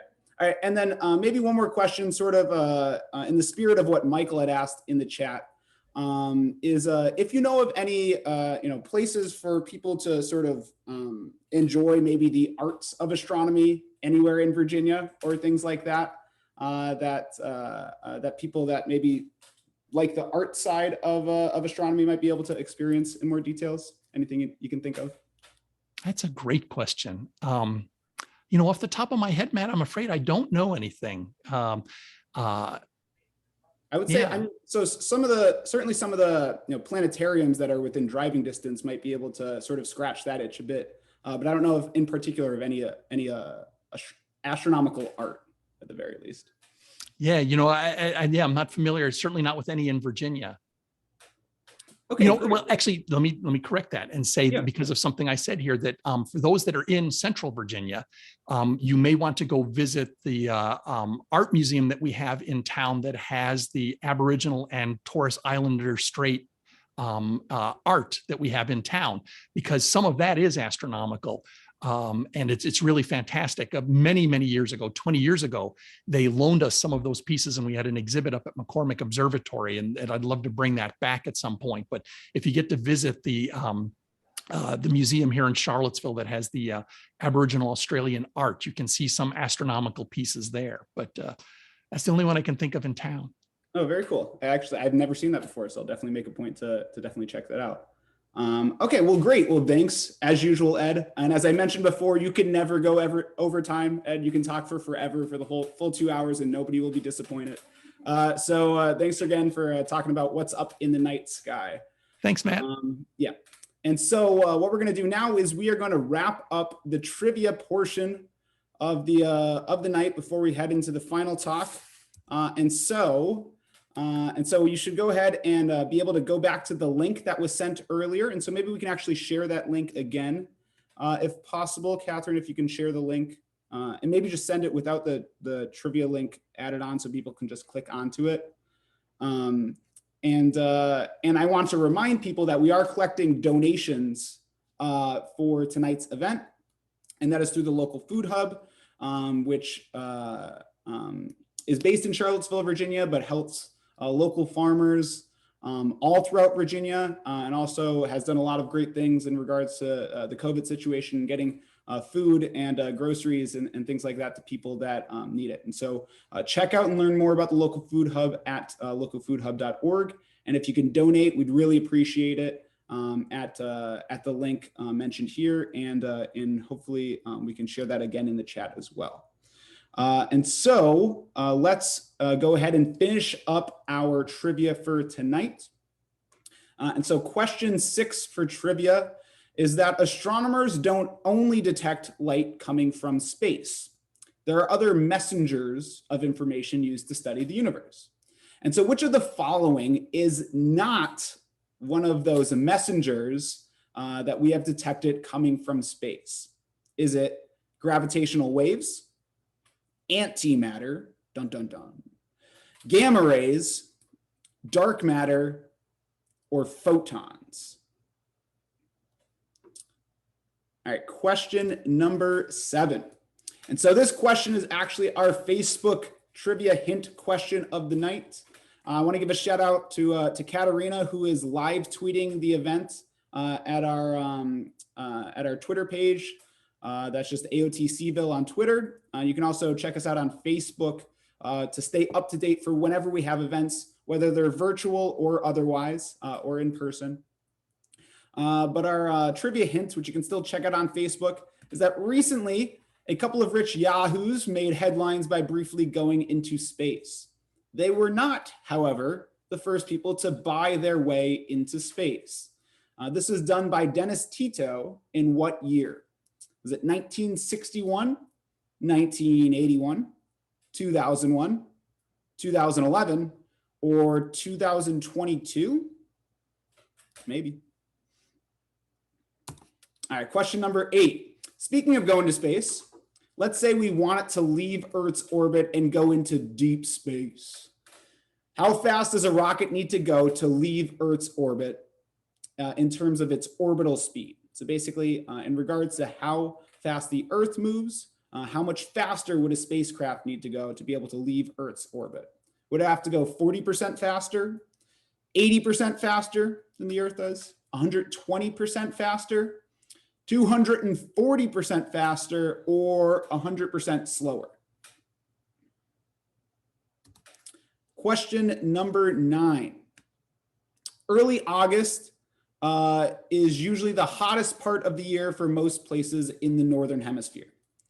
The sun, however, is much hotter than the Earth in every month. Which part of the sun is the hottest? Is it the inner core, the radiative zone, the part that radiates away some of the energy, the convective zone of the sun, the photosphere, thing that we actually see, or the corona, which is not the beer, unfortunately, but named for similar things because they both look like crowns. Question number 10, summer vacation time. We checked Airbnb and there is a room available on the closest potentially habitable planet to our solar system around Proxima Centauri. If we traveled on the fastest spacecraft ever launched, about how long would it take us to get to Proxima Centauri? Would it be 8 years, 80 years, 800 years, 8,000 years, or about 80,000 years? And so you'll have until the end of our next speaker's talk to get all of those trivia answers submitted. And if you'd like to make sure to just put your information in if you'd like to be considered for a prize, and we'll reach out to the people that finish in the top 3 spots to send them some Astronomy on Tap Charlottesville merch.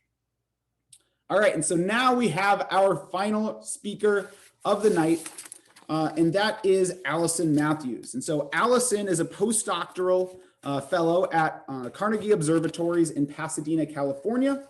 And she actually very recently, this past summer, got her PhD from the University of Virginia.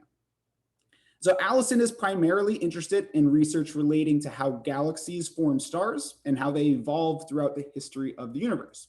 And she does her research primarily through the use of radio observatories and through astrostatistics. And she'll be talking to us today all about helium. And so during Allison's talk, additionally, she's also going to be using an interactive polling software called Poll Everywhere to sort of ask what you guys are thinking throughout the talk. And so make sure to get your mobile devices out, or you can just do it through your laptop. And you can click the link that Catherine will be sharing in the chat to everyone to be able to participate in any of the questions that Allison has throughout her talk. So she's going to be talking about helium, its astronomical significance, and its sort of earthly significance. So go ahead and take it away, Allison. Hi, everybody. Thanks, Matt, for introducing me. I'm super excited to finally be able to give a talk here. So I'm going to share my screen and then get going.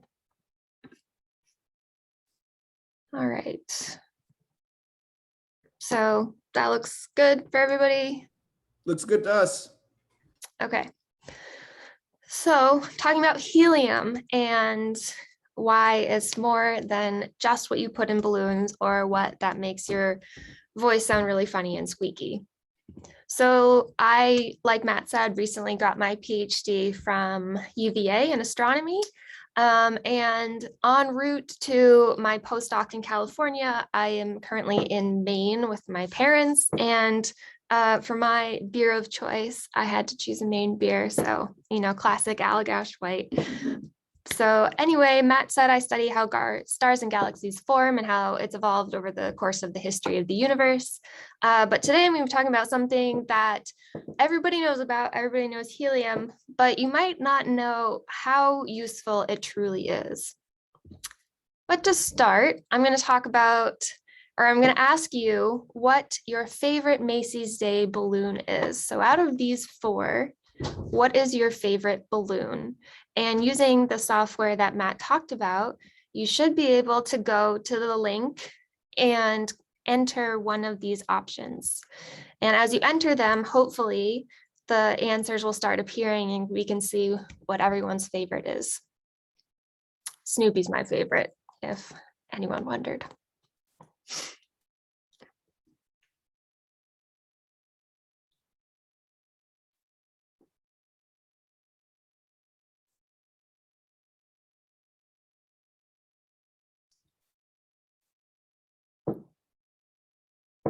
Okay.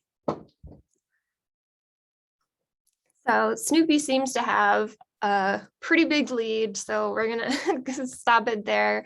But I'm glad to see that this all worked and hopefully it wasn't too annoying to have to answer these questions. So for a more serious question, how much helium do you think is spent on balloons each year in percent? Do you think it's less than 1%, 3%, 10%, or 30%? Give a couple seconds for people to answer.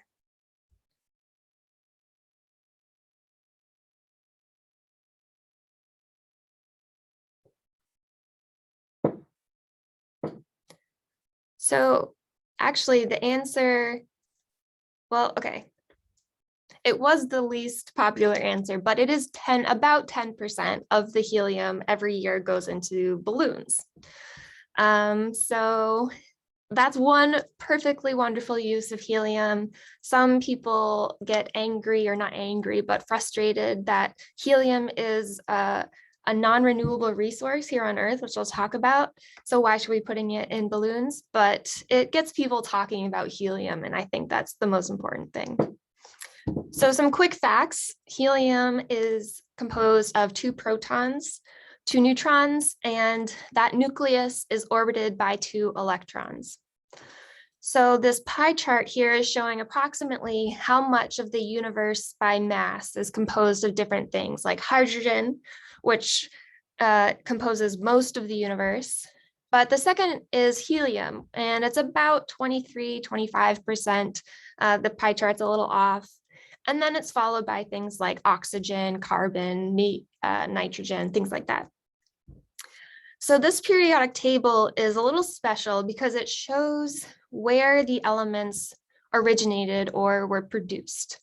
Most of them are formed either through the merger of neutron stars or through the supernova of massive stars. There are very, very few elements that were formed throughout the Big Bang in a process called Big Bang nucleosynthesis, which I'll talk about in a second. That's where we got all our hydrogen. That's where we got most of our helium and a little bit of the lithium. So to understand helium, we have to go way back to the Big Bang. After the Big Bang, the universe went through this rapid period of inflation. And as it expanded, it cooled. So after just about 1 second, it was cool enough that the neutron to proton ratio freezed out at about 1 neutron to 6 protons. And this is what ends up dictating how much helium is produced by Big Bang nucleosynthesis. After about 100 seconds, the universe is cool enough that protons and neutrons can bind together and stay together. And eventually, enough of these deuterons, which is the nucleus of a deuterium particle, enough of these form that they start crashing into each other, fusing, and this is what produces the helium. So this is just one example of a reaction. The triple particle on top is tritium, and then there's deuteron on the bottom, fuses to produce helium. So the Big Bang nucleosynthesis theory predicts that about 25% of the universe's mass is in helium. And when astronomers went out to measure how much of the mass was in helium and found that it's very close to this estimate, that was one of the indications that the Big Bang theory is indeed the best understanding we have of how the universe began. So it was very quiet for most of the history of the universe until 1868, when the helium was first spotted in the spectra of the sun. So there are 2 astronomers involved with this. There's a French astronomer, Pierre Janssen, and a British astronomer, Norman Lockyer. So Pierre Janssen went to India to observe the solar eclipse. As Ed was talking about, it's this pretty incredible phenomenon that I really hope to see in 2024. And so he observed this eclipse and noticed that right below the sodium doublet, which had been well known, he noticed this very bright line, this bright yellow line, and he couldn't ascribe it to any known element. He worried that this was just a fluke in his spectroscope, because this was actually very early in the history of spectroscopy. So he figured out a way to observe the sun out of eclipse by only observing a very, very, very narrow wavelength range. So he honed in around the sodium doublet and again saw this really bright yellow line. So after a month or so, he sent his paper off to the French Academy of Sciences to be reviewed and published. Around the same time, the British astronomer Norman Lockyer had figured out also a way to observe the sun without having to go to an eclipse. And he noticed the same exact thing. Now, he was a bit quicker to make assessments and announce a discovery. And so he also sent a paper pretty quickly off to the French Academy of Sciences. And so in this exciting discovery of helium, the most dramatic version says that both of these papers arrived at the French Academy on the same morning, and that they therefore had to share credit for the discovery of this mysterious new line in the solar spectrum. Whether or not that's true, I don't know, but it's a cute story. But anyway, Norman Lockyer is the one who gave helium its name.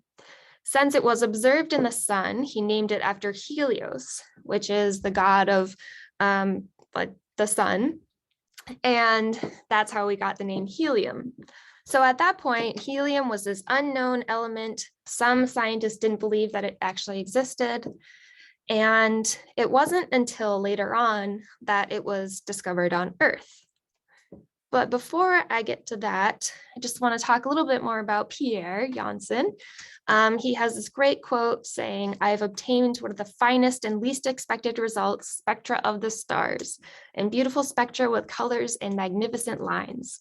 Just one more step and the chemical composition of the universe will be revealed."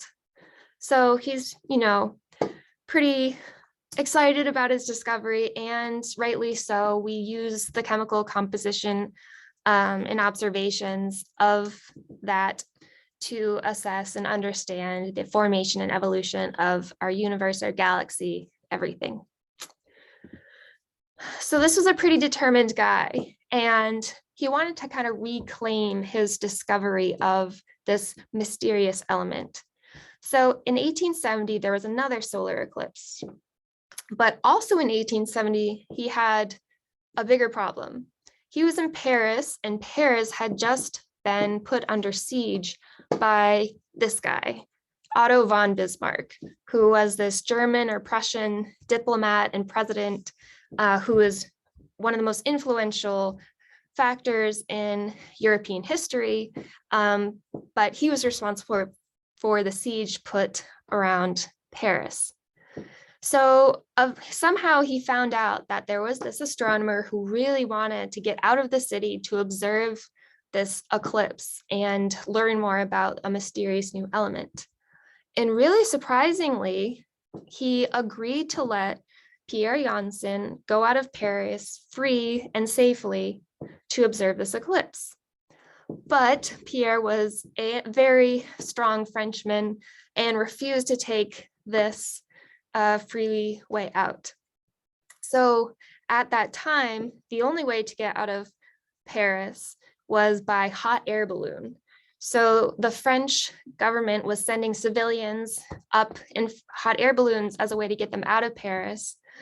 And the Prussian army at the time would shoot these balloons down and then oftentimes shoot the passengers because they thought they were spies taking messages out of Paris.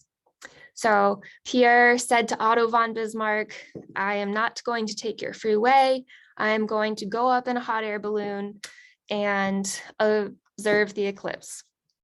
Otto von Bismarck replied to him that he would shoot him down and he would shoot him as a spy. So pretty daring move, but he did go up in a hot air balloon.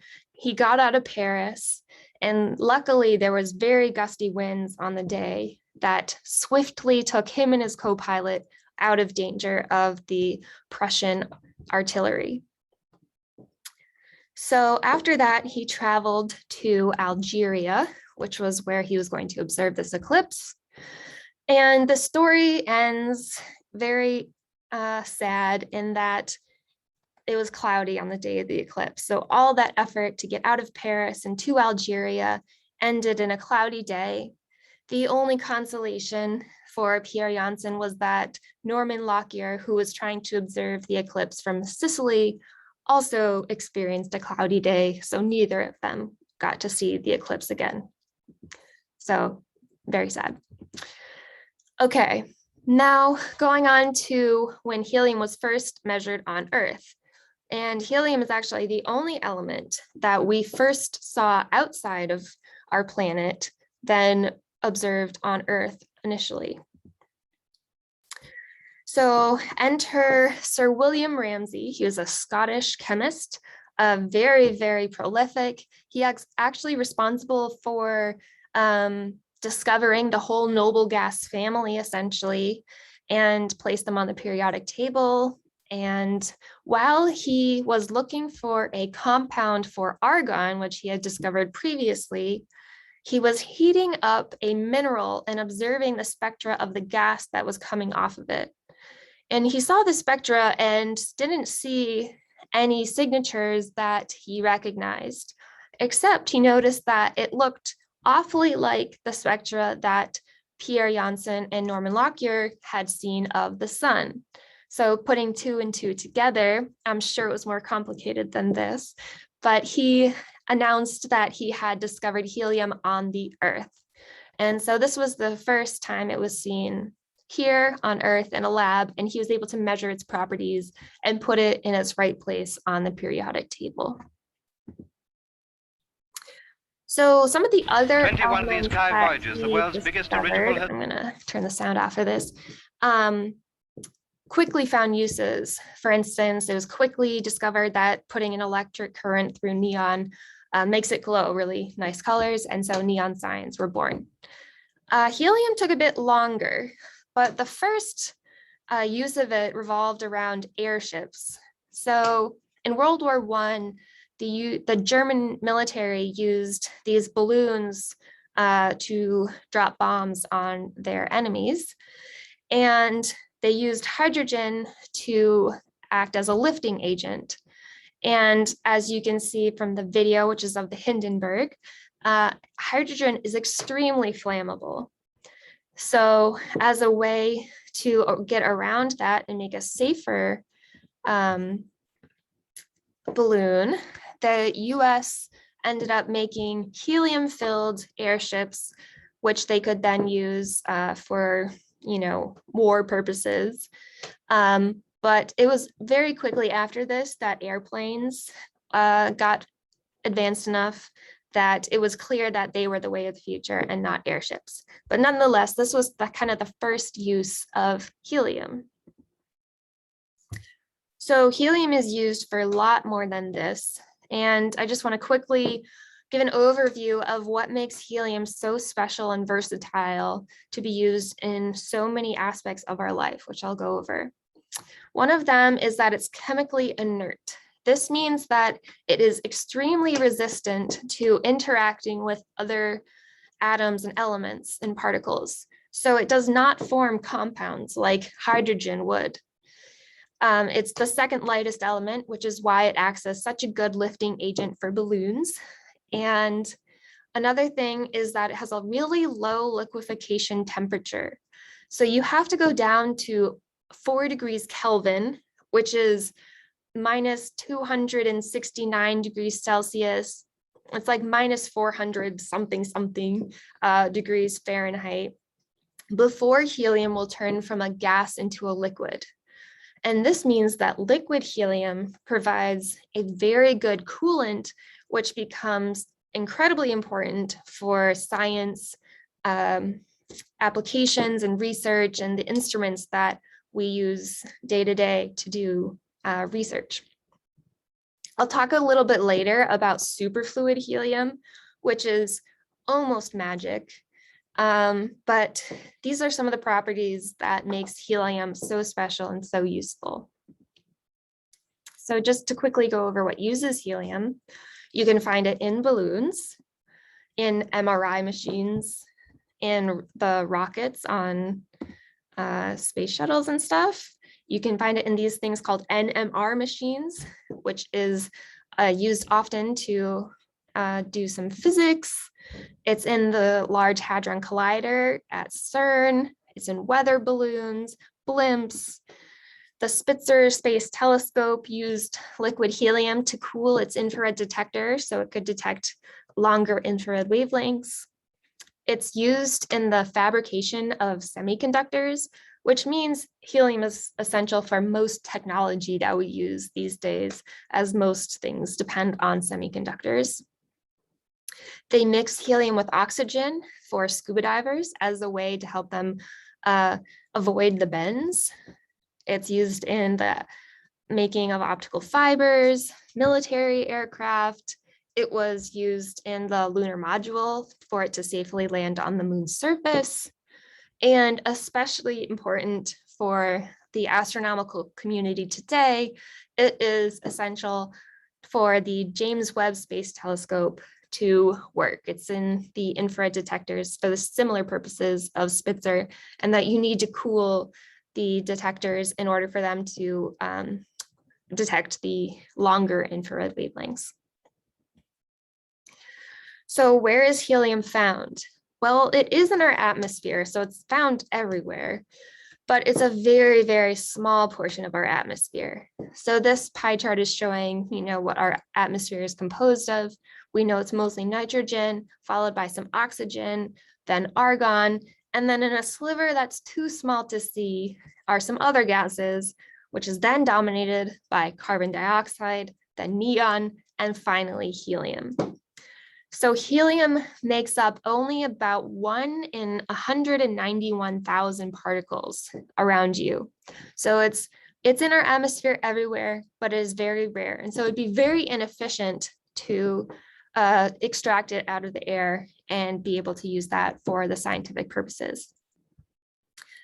Something else is that since helium is so chemically inert, as it travels up through the atmosphere, it isn't held back by interacting with other elements and molecules like hydrogen might be. And so it quickly escapes into outer space once it's in the upper atmosphere and lost from Earth forever. So this is what makes it such a non-renewable resource. And even if humans weren't using helium or extracting it in certain ways, eventually it would seep out of rocks and through the Earth's surface and completely evaporate into space. Okay, so how do we get our helium if we don't take it out of the air? Well, we can find it in underground deposits. So in 1903, it was found while looking for oil in Kansas. They discovered this gas that just would not burn. And this is another, special property of helium.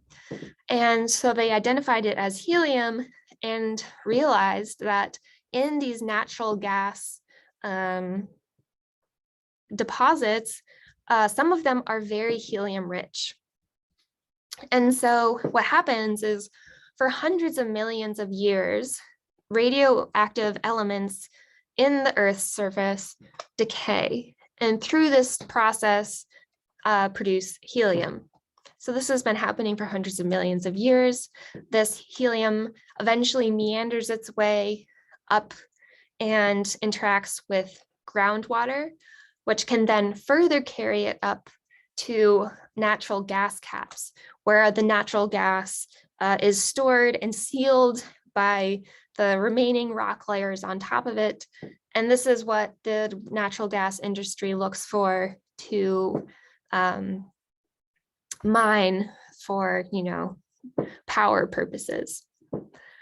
So in order to get the helium to evaporate out of these minerals and into the groundwater, you need a source of heat. And so it's been discovered that helium-rich natural gas deposits are often found near volcanoes because they provide this certain amount of heat that is needed. But it can't be too close to a volcano because otherwise it just gets dominated by carbon dioxide.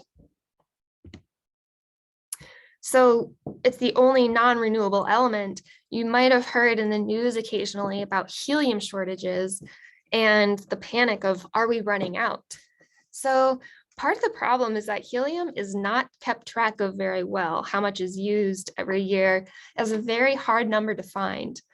But doing some sleuthing, I found that about 40 million cubic meters are used every year in the US, and that maybe between 40 and 100 are used in the world every year. So in 2018, the US, which had been building up a huge reserve of helium when they thought it was going to be used in airships for the war, had about 84 million cubic meters left. But every year, helium is extracted as a byproduct from natural gas deposits. And in 2008, which is a long time ago, 169 million cubic meters were extracted. So all these numbers are just to say that if we keep extracting about that amount of helium, which we can't do forever because eventually we'll run out, but we should be good at least for a few years. So it looks like we're okay for now, but it is something that we should be mindful of, especially when it's used in so many scientific apparatuses and experiments. So I mentioned earlier superfluid helium, and I'm just going to talk about this because it's really cool. It exhibits some really bizarre properties. It has zero viscosity. That means that you would have to have a container whose particles are closer together than a helium atom in order to contain the helium, because it experiences no viscosity and it can go straight through the capillaries between these particles. It also has zero entropy, and this is what makes it able to stay a liquid at absolute zero, which is really just bizarre to think about. So like I said, it can flow directly through materials unless they're extremely special. One thing you can do is you can rotate a container of super liquid or superfluid helium, and it will remain rotating even if you put the container down and walk away. It will remain rotating for the rest of eternity, essentially. Okay, so this is a video of superfluid helium. So it's going to start and it'll be bubbling and everything. And this is as they're decreasing the temperature. Once the temperature gets below about 2 degrees Kelvin, it will completely stop all of its bubbling and motion and become virtually still. So this is as they cool it down. At this point, it's super liquid or superfluid helium, and you can see it starting to leak out of the bottom. So this is another one of its really special properties, is that since it doesn't experience any friction, it can continue to climb up the edges of glasses and go down to match the fluid level. So here is the level of superfluid helium in this container. And because of its zero viscosity, it can travel all the way up the sides and form that droplet, which eventually drops down, but it will continue doing this until the entire glass is empty. So superfluid helium is a really bizarre substance that has been the subject of many physics experiments and has been used to understand what happens to particles at the lowest of low temperatures. So along those lines, I have another little quiz. So how many Nobel Prizes were awarded for work on helium or directly using helium?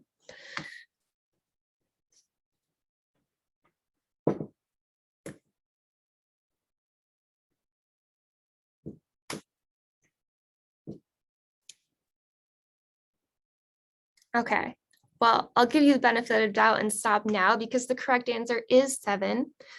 And this is just a minimum. This is what the Nobel Prizes were for discovering superfluid helium, for discovering liquid helium, and not even considering all the Nobel Prizes that were made using machines and apparatuses that depended on helium in order for them to work.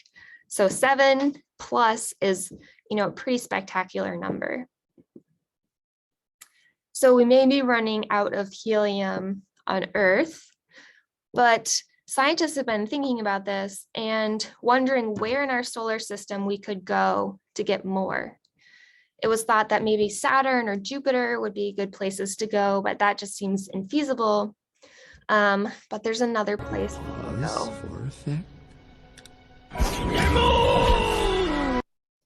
So the moon turns out to be the best nearby place to mine helium. So what happens is solar winds carry a lot of helium-3, which is an isotope of helium that contains 2 protons and only 1 neutron. So since the moon doesn't have an atmosphere, all of this helium-3 just gets embedded in the moon's surface over time, and it's thought to contain a big deposit of helium-3. So this isotope is extremely rare on Earth, but it is one that could be used as fuel for nuclear fusion power plants. This might sound like a fantastical future possibility, but people are directly working on this, and maybe, they say this every decade, but maybe within the next few decades, we'll have fusion, which would be a really great resource for power on Earth. So along those lines, a fully loaded space shuttle of cargo of helium-3 would power the US for a year. Okay, so those are just some of the reasons that I think helium is the coolest element in the periodic table. It is used for way more than balloons, although balloons are one of my favorite uses. There's a finite supply on Earth. It's a non-renewable resource, and so we should be careful about how we use it. And normal helium has some very special properties that make it very useful, but superfluid helium is just a really magical phenomenon. So that's what I have for you today. Sorry, Matt, if I went a little over. Awesome. Thank you so much, Allison, for the awesome talk. And so, yeah, so I do have a couple questions. I actually meant to say thanks very much for that super cool talk, for super cool helium. And I want to mention to people in the chat, if they have questions, they can ask in the Q&A or just through the chat as well. But you had mentioned that helium was one of the couple of elements formed after the Big Bang. But the question I have for you then is helium formed any other way? Or is all the helium that we have on the Earth just from the Big Bang? Yeah, so helium is constantly being formed in the centers of stars through fusion reactions like we would hope to someday produce here on Earth in a much smaller scale. But the stars that it's produced in, most of them are still living. Only the massive stars blow up pretty quickly. And so all that helium is still locked into those stars and not available for us here on Earth. So there is helium constantly being produced in the centers of stars, but in very, very small quantities in comparison to how much was produced after the Big Bang. So if not the moon, we can go to the sun then, maybe. Yeah, we just have to go right to the center of the sun. Okay, cool. So Stephen asked a question. It's actually related to something I was thinking of as well, is can helium be recycled or recaptured from balloons? And how guilty should I feel when I pop balloons after I'm done using them? I would not feel guilty at all. But yes, that's a really good question. That's something that they've been looking into a lot recently, is how to recycle helium. So they're mostly thinking about this in the terms of like science experiments. So they use that liquid helium to cool down like superconducting magnets and things. And because of helium's properties, some of that eventually escapes into the air. And so they're trying to think of ways that they can recapture that and reuse it in order to save some of the helium. Oh, very cool. I did not know that at all. So you mentioned helium is kind of like a superfluid as well, or it can be a superfluid. Are there other things that can, do you know of any other things that can do that? Or is helium sort of this special one that we use for all the various scientific experiments regarding superfluids? Yeah, so helium-4, which is the typical 2-proton, 2-neutron helium, was the first thing to form a superfluid. They eventually then achieved it with helium-3. And I don't know of any other elements that have been used to achieve a superfluid. I'm sure with, enough technology and power and energy, you could do this. But the temperatures to reach a superfluid for other elements would be, like nano degrees above absolute zero or something. So it just is much, much harder. It's actually much easier to make helium a superfluid than anything else. Okay, cool. Very interesting. All right. Well, unfortunately, I don't think we have any more time for questions, but that was a great talk. Thanks so much. I learned way more about helium than I did in any of my UVA astronomy classes. And so thanks for that. And we're going to wrap up the night. It's after 9. So that means we're into what are the 2 most exciting words in all of the English language, and that is extra astronomy. Oops, I accidentally muted myself. And so we have some extra astronomy to do to wrap up our trivia before we say our goodbyes. And so let me go ahead and share my screen so we can finish up our awesome event for tonight. Reminder, as usual, before we wrap things up, we're collecting donations. And so if you can donate, we'll include the link on the Facebook and Twitter pages as well, I believe. And so if you can't figure out a way to donate during the event, check out the Facebook or our Twitter pages if you do want to share to the local food hub in Charlottesville, Virginia. And so let's go through our trivia questions. What was the object that has mass but no size, bends light but doesn't emit it, and can have a charge and a spin?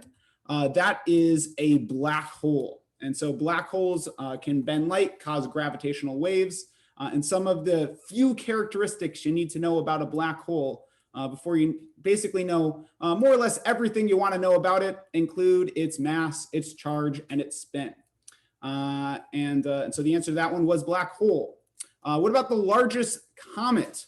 Bernardinelli-Bernstein and other comets. Which of the following aren't major parts of a comet? Well, that is iron. Comets have a lot of these other gases like carbon monoxide and ice form, carbon dioxide, ammonia, and water ice in them, and other organic compounds. And they might have brought a lot of those organic compounds and other ices to the inner solar system and to, for example, the Earth to allow the presence of a lot of it on the Earth itself. Fast radio bursts are a new phenomenon in astronomy. What was the first confirmed source of some of the first FRB detections? That's actually a microwave oven in an observatory break room. And so people, astronomers near radio telescopes were using a microwave around lunchtime. Every time they opened it up before the microwave finished, it released some radio waves that were at first thought to be coming from some astronomical source. And it turned out that because they were related to always occurring around noon, they were actually connected to people eating lunch rather than aliens. And so while it would have been nice to, well, maybe the aliens were having lunch, but certainly it was the Earthlings that were having lunch at this point. All right, question number 4. Where can you find dust in space? That is all of the above. You can find it in the solar system, in the interstellar medium, in a circumstellar disk, in the intergalactic medium, and all throughout my current house because I probably need to dust. Question number 5. Which of the following telescope acronyms is the largest single dish telescope in the world? Well, if you were listening very closely into Ryan's Q&A session, you would have heard him mention the FAST radio telescope located in China, which is the largest single dish telescope in the world. Where the GBT, on the other hand, is the largest single dish movable radio telescope in the world, I believe. Although I'm not a radio astronomer, someone call me out on that if that's not true. Which of the following is not something we have detected coming from space? And that is dark matter. We've detected gravitational waves, as Ryan mentioned. We've detected antimatter particles as well, gamma rays and photons. But to date, while we believe dark matter makes up about 25% of the universe, we haven't detected any of those dark matter particles directly. Question 7. What year did Dennis Tito go to space? That was actually in 2001. And so I have my notes here. Let me look. Yeah, so he went to space aboard a Russian spacecraft, the Soyuz spacecrafts. Spent 8 days on the International Space Station, all for the cost of about $20 million, doing a bunch of scientific work with the cosmonauts themselves. Question 8. How fast does a rocket need to go to leave Earth's orbit? It's about 40% faster than Earth's orbit itself, which is about 11 kilometers per second, or about 7 miles per second. That's how fast you have to launch a spacecraft to leave the Earth. And so which part of the sun is the hottest? That is the inner core of the sun, getting to greater than millions of Kelvin degrees in its temperature, which allows hydrogen to fuse together to form that helium that Allison was talking about during her talk, that we then put into balloons to then pop and let them dissipate into our atmosphere. And final question of the night, if we traveled on the fastest spacecraft ever launched, about how long would it take us to get to Proxima Centauri? It would take about 80,000 years traveling aboard the spacecraft that sent I believe it was the New Horizons spacecraft to the outer solar system. There actually might have been a faster one recently, but I'm forgetting off the top of my head right now. But if anybody has that, they can share that in the chat as well. And so we summed up the trivia like last time, and the winners for the people that submitted their information were the ones that I have here. 9 was the most, 8 was second, and 7 was third. And I've been informed by my parents that my dad literally tried to cheat for trivia today, and even still only got 5 out of 10 questions correct. So sorry, Dad, you still are not getting any Astronomy on Tap Charlottesville swag from me, at least not through officially sending you material by being a trivia winner. All right, and so to wrap up the event, as a reminder, of course, we are in Extra Astronomy. We'd love to get some feedback. This might be our last virtual event, at least for the time being. We might have virtual events every so often. So if all things go properly, hopefully we'll get back to in-person events. But check out our Facebook and Twitter pages if you'd like to stay informed as to when we're having virtual events or when we're having in-person events. And most importantly, if you want to sign up for our mailing list, fill out the feedback form to allow us to keep making Astronomy on Tap as fun and as interactive as possible. And then finally, I want to just thank everyone again, especially those that tuned into all of these virtual events. I'm super looking forward to seeing people back in person, but it's been great to be able to not talk to myself, talk to the mirror about astronomy, and to be able to really share the really fun and exciting aspects of astronomy with everyone who loves it. Especially thanks to all the speakers, the volunteers, the backup MCs, the people that did the trivia, Jacob, the Katarina live tweeting the event, and then all of the organizers over the past 6 events. Hopefully we can continue to keep bringing fun astronomy to the Charlottesville and other AoT Cville community. And so as usual, cheers to everyone for tuning in. I hope you have clear skies and a fun rest of your night, and have a good one. We'll see you sometime, hopefully in the near future. Bye.